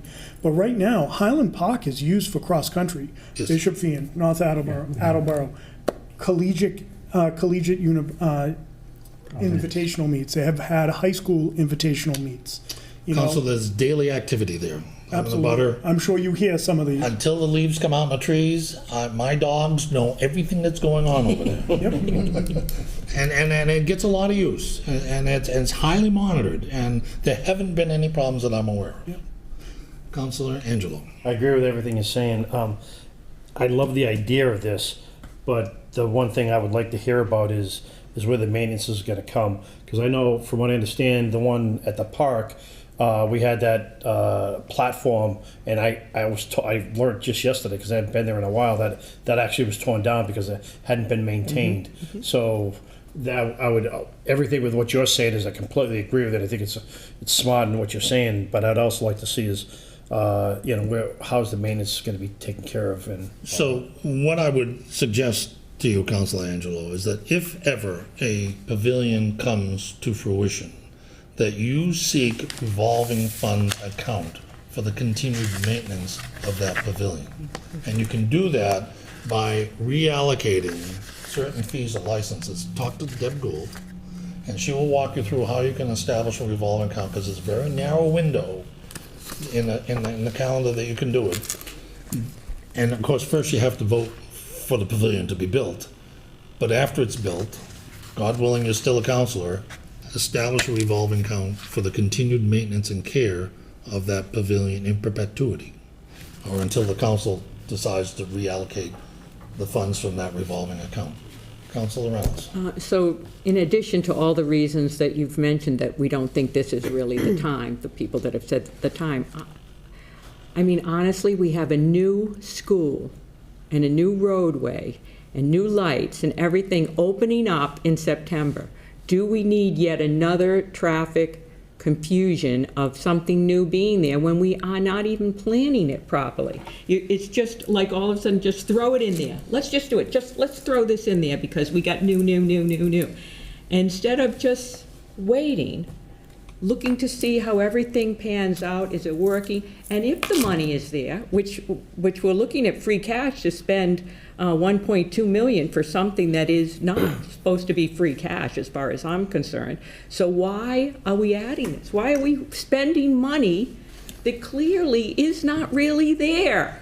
It's not there. So I as much as I think it would be nice at some point, this is not the point, and I will totally be opposed to it.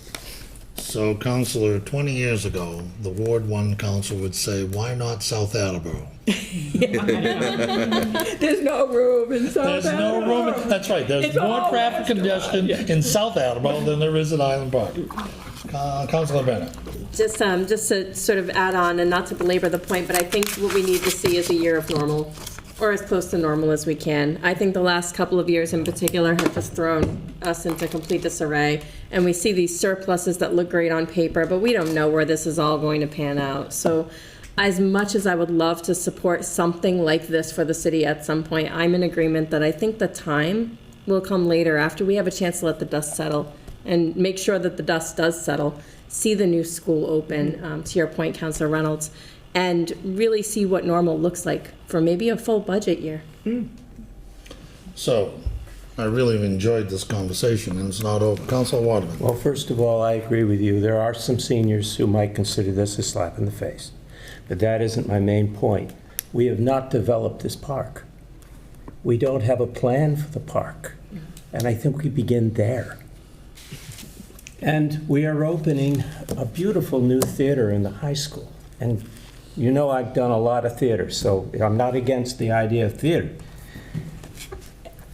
And there's so much that I expect will come out of that beautiful theater that we're about to see tomorrow. And, but I think you're right.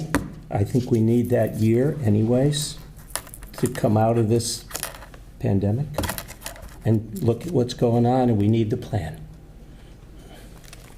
All set. Council Delizio. If I can have a little bit of latitude here. You were very involved in the Veterans Pavilion at Lee's Pond. Yes, I was. I was the fundraiser. I wouldn't mind seeing an approach like that, where it was really truly a community event. It was a lot of community donations. It's bigger than That pavilion cost us, I mean, the first estimate on that pavilion was $350,000. Yeah. You know, and it wasn't just me. Paul Pouillot was the chairman of the committee, and Paul's my brother. Yep. That veterans organization is not known for being a financial generator. You know, it's just not who the veterans organization Right. is. That pavilion came because 3 people stepped up in a very big way in very major donations. And those 3 people are right on the front plaque. I don't want to repeat them, but I'll be forever grateful for them for the work that they did there. But we got that pavilion built for $185,000, Right. which if the city built it, would have easily cost $500,000 with prevailing wage. Prevailing wage, right. So I hear you, and I understand what you're saying. And I'm not trying to oversimplify it, but what I'm saying is a plan or an approach or alternative funding other than free cash is really where we should be looking. Because I think there's a lot of value in this project, but just not right now and not with this price tag. Well, I think the public would really appreciate this conversation from the council. Councilor Cobus? I'm glad we've had this conversation, and if it's okay with you, I'd like to rescind my second. Marking it down as rescinded. Yeah, we can move on. Thank you. From the docket of April 19, 2022, I entertain a motion to approve the appropriation of $156,960.22 from account 100-59000 undesignated fund balance free cash general government to account 1300100-55101 school appropriation Medicaid to fund the municipal sharing agreement under a memorandum of understanding with the school department regarding the revenue sharing agreement for the Medicaid reimbursement program. Second. Thank you, Councilor Cobus. This is contractual. Are there any comments or questions? Every year. Every year, right. Motion's in order. All in favor, say aye. Aye. Aye. Motion passes unanimously. I want you to know that we have a certificate of unanimous vote from the planning board regarding the loan order for ozone system in the amount of $5,200,000 to certify the loan meets the requirements. And let's see if I've got one more.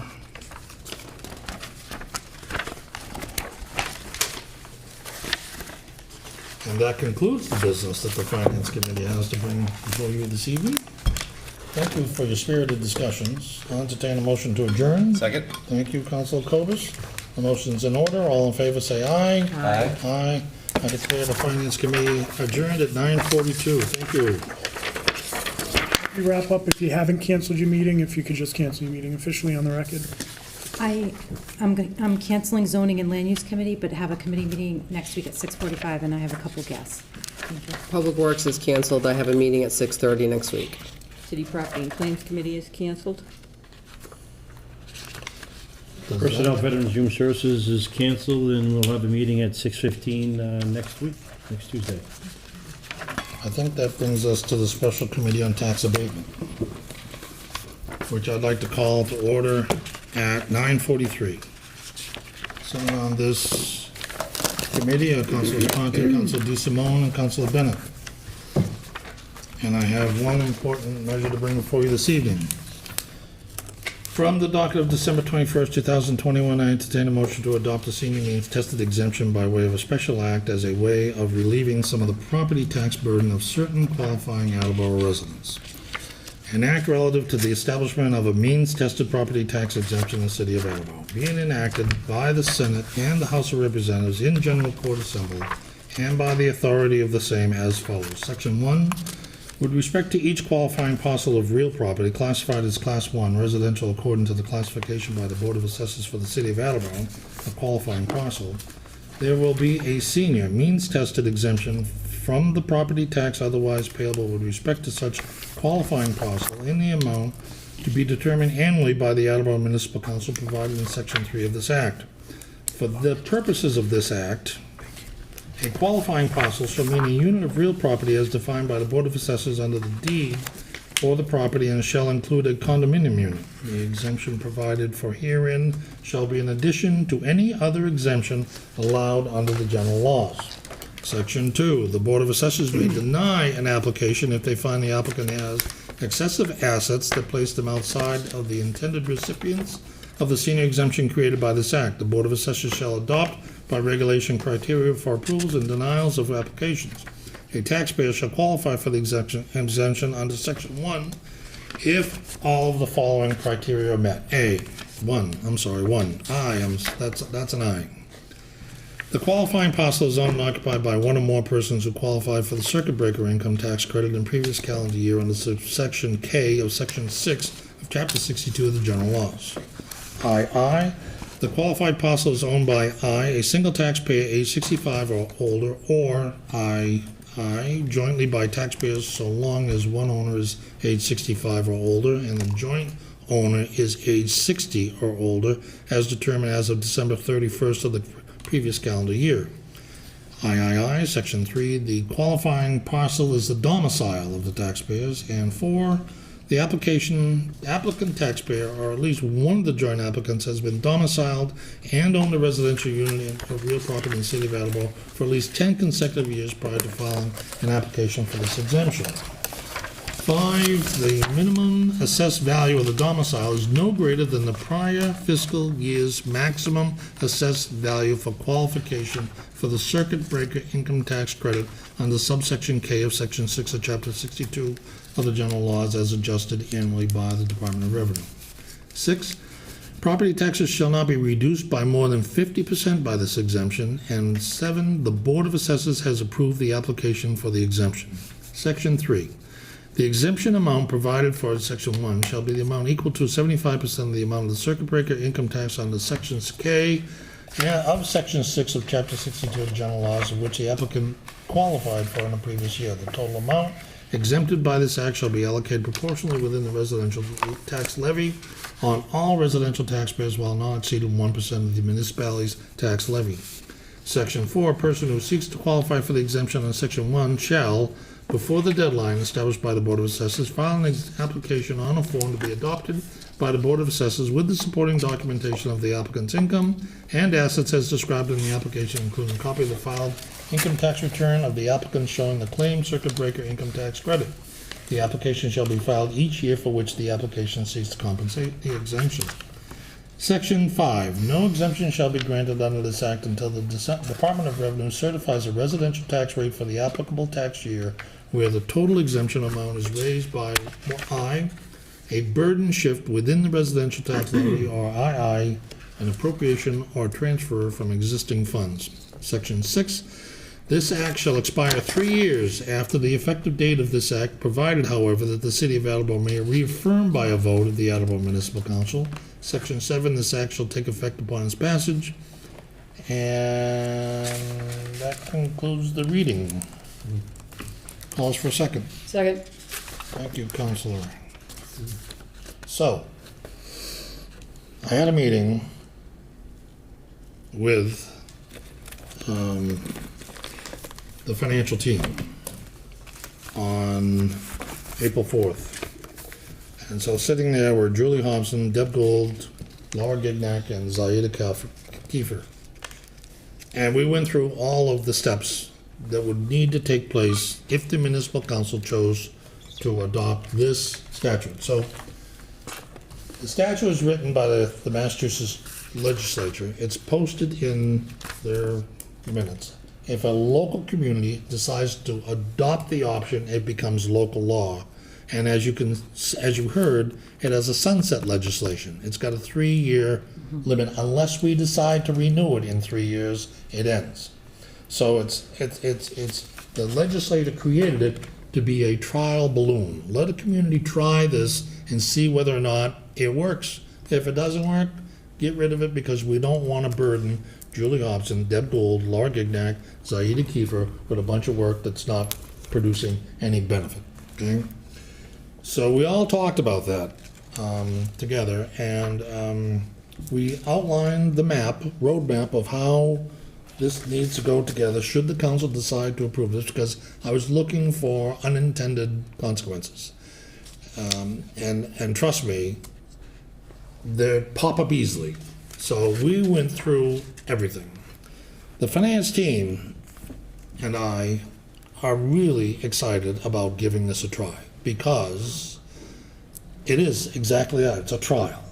And that we all believe that there are people in this community, businesses as well as private residents, and even people from outside the community that work in the city as chairman of the hospital or whatever.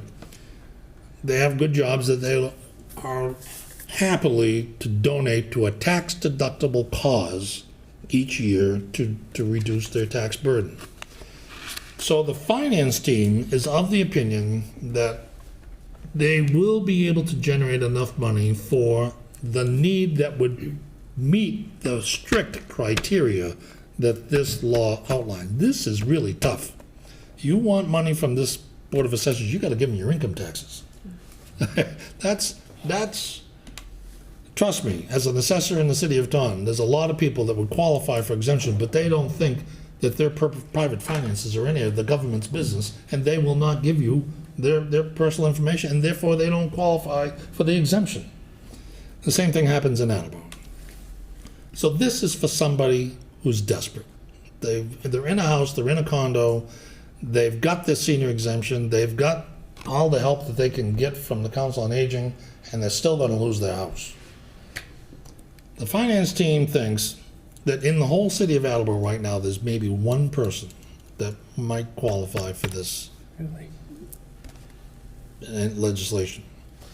And the finance team thinks that this fund could generate $3,000, $4,000, $5,000 a year. And that if not, after 3 years, do away with it.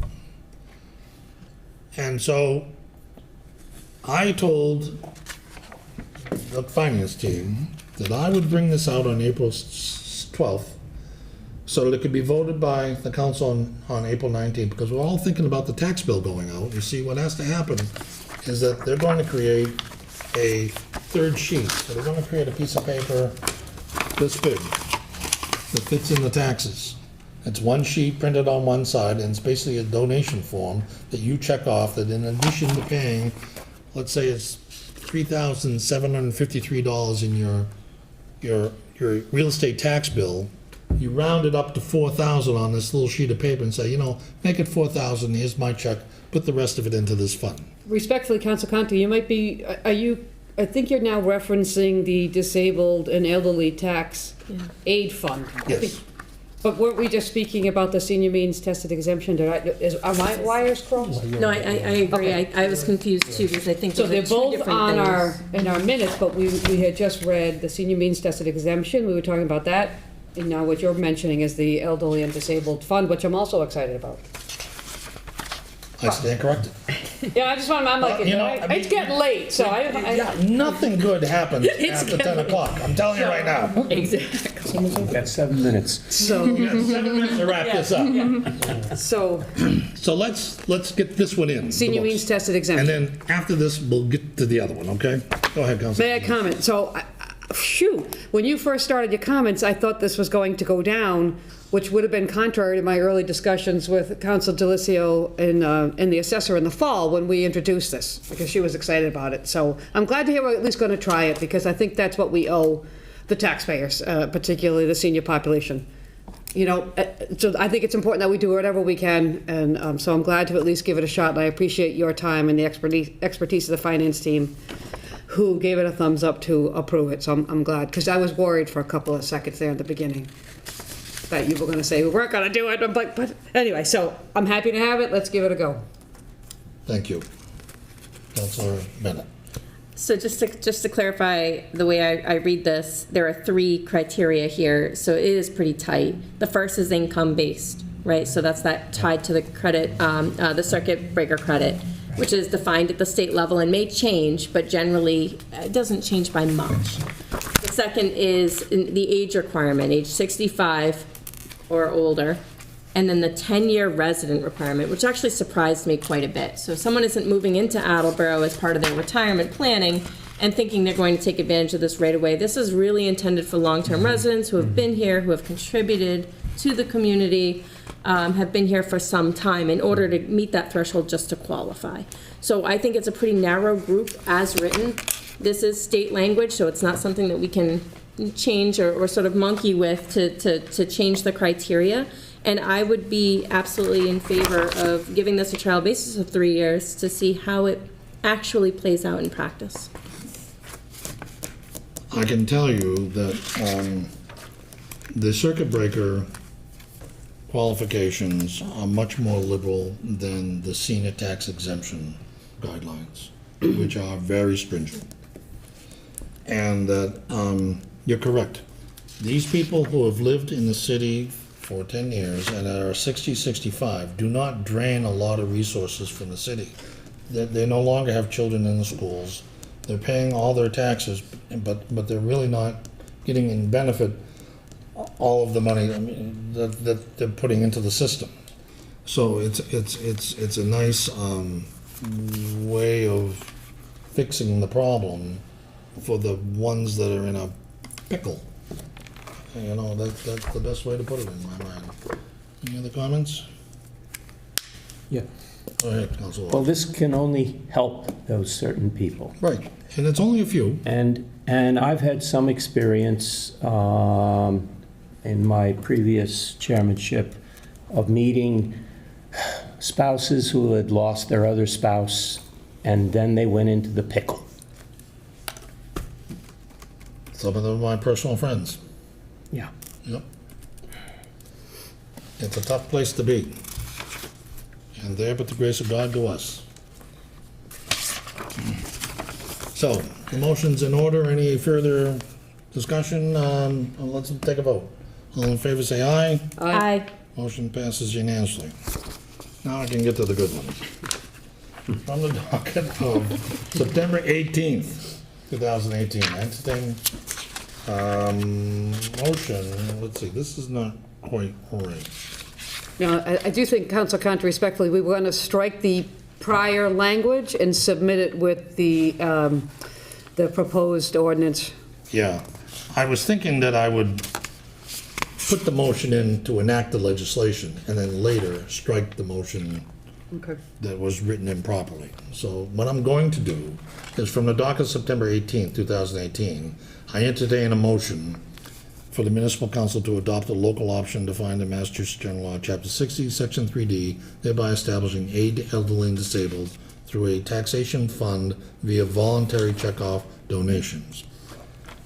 Section 3D, City of Town, Aid to Elderly or Disabled Taxation Fund, Voluntary Checkoff Donations. Section 3D, a city or town which accepts the provisions of this section is hereby authorized, subject to the approval of the commissioner, to design and designate a place on its municipal tax bills or the motor vehicle excise tax, or to mail with such tax bills a separate form, thereby the taxpayers of said city or town may voluntarily check off, donate, and pledge an amount not less than $1 for each other designated amount which shall increase the amount otherwise due, and for established city town aid to the elderly and disabled taxation fund for the purpose of defraying the real estate taxes of elderly and disabled persons of low income. Any amount donated to said fund shall be deposited in a special account of the general treasury and shall be in the custody of the treasurer. The treasurer shall invest said funds at the direction of the officer, board, commission, committee, or other agency of city or town of which is authorized and required to invest such funds at the city and town and subject to the same limitations applicable to trust and fund investments, except as otherwise specified herein. The fund, together with the interest thereon, shall be used for the purpose specified in this section without further appropriation. In any of the city or town establishing an aid or the elderly and disabled taxation fund, there shall be a taxation and aid committee to consist of the chairman of the Board of Assessors, the city or town treasurer, and 3 residents of the city or town to be appointed by the mayor and the Board of Selectmen, and as the case may be, said board shall adopt rules and regulations to carry out the provisions of this section and to identify the recipient of such aid. Second. Thank you, Councilor DeSimone. So, this is the one also that the finance team is very excited about. And so, the chairman of the Board of the Assessors would become the chairman of the committee. The mayor's gonna have to appoint 3 people to serve on the board. The application for the fund is gonna come from the city of Seekonk, because they have a very good program already up and running. And Councilor Cobus did ask me to find out how much money was in some accounts, and I haven't had a chance to do that, but I will by next week, I promise you. The point is that it's up and running and it's successful in Framingham, Seekonk, and Northbridge, so there must be something going into the funds, and I don't know whether or not they'll tell me, but I hope they will. So the treasurer's going to, she's already got the account set up, the auditor's got the account set up, the money can flow in. Kiefer's figured out how the bank can handle one check donation different from a tax donation because they have to go into separate ways through the bank. But that's all been figured out, and the stuffer has been designed. It's going to cost $1,200 a print, but we're going to take it out of the account for citywide printing and reproduction. There's enough money in there to print the form, so it's not going to cause any more money. There'll be a munis update on this fund so that it'll be tracked right into the software, finance software for the city. And the city has to send a receipt to people who donate the money. So if you've donated $100, you get a letter from the city that goes into your taxes as a qualified tax deduction because the fund is a qualified tax deductible account. They're going to add a Dropbox outside capability, so that if you just want to write a check at any time of the year, you could just drop it in the Dropbox and mark it for the tax relief fund, and the money that goes in the Dropbox will go right into the fund. And I don't have in this one sunset legislation because it wasn't put there by the state legislature. But I do want to emphasize that whatever the council creates, the council can uncreate. So if this is going on for a couple of years, at that very equivalent time that we happen to be looking at the senior means testing, let's also take a look at this one and say, is this worth doing or should we shut it down? And if we do, then we shut it down. That's just life, If you don't try it, I don't think you're going to be able to realize the benefit of it. Go ahead, Councilor. Thank you, Councilor Conti. So I just want to give a little background because at the last meeting, we discussed this briefly in Councilor Holmes. The original business is from 2018, and I understand that discussions didn't get too far in this regard, and I want to explain my understanding as to why that is, particularly to Councilor Holmes, because I know you started work on this in 2018. When I reached out to the assessor in December, based upon the master and the law that I had found, making a similar inquiry, the difference is that the law has changed since your original inquiry to the most recent one, that the mechanism is now there for this to happen, that it wasn't there originally. And in particular, if I may reference the email from the assessor, she said what happened was inserts could be included in the real estate tax bill. So that appeared to be what was blocking your original business. My timing was just different and things had changed since then. So that's why we were able to proceed, Councilor Holmes. So your efforts were not, wasted. It was just waiting for the time. So I'm super happy that this has finally come around, and I'm looking forward to seeing where this might go. I hope people are generous. So it's coming around right on deadline. We need to approve this tonight. We need to get it to the council next week. They need to get it signed by the mayor in 3 days. Then they got to get the thing designed. They got to get it printed and off to Kelly and Ryan so it can. No, Kiefer actually puts them in the, Yep. stuffs them into the bill right in her office. Yep. So all those, it's gotta go out to the printer and get printed in time for the bills, so we're right on the money with the calendar. And again, we're doing our due diligence and trying to do right by the people in need. This is what we're supposed to be doing. If it works, great. If it doesn't, we'll keep looking. So, let's And go. this is something that doesn't have to be approved by the Senate or the House of Representatives, it's already a local ordinance, we're just adopting it, becomes an ordinance. Plain and simple. Any other comments? All in favor, say aye. Aye. Aye, motion passes unanimously. And that,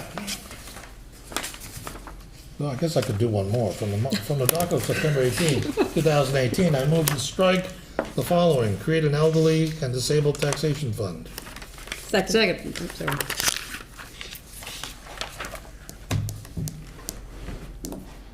All in favor, say aye. Aye. Aye, motion passes unanimously. Thank you. That now concludes the business for the Special Committee for Tax Abatement Review. I'll entertain a motion to adjourn. Second. Thank you. Motion's in order. All in favor, say aye. Aye. I declare the Special Committee on Tax Abatement Review adjourned at 10:04. And Fully I an want hour to, and a half before I thought we would be adjourned. and I want to cancel for Councilor Blair, the Public Safety and Emergency Management. Amen. And then- Thanks, Sarah. Thank you.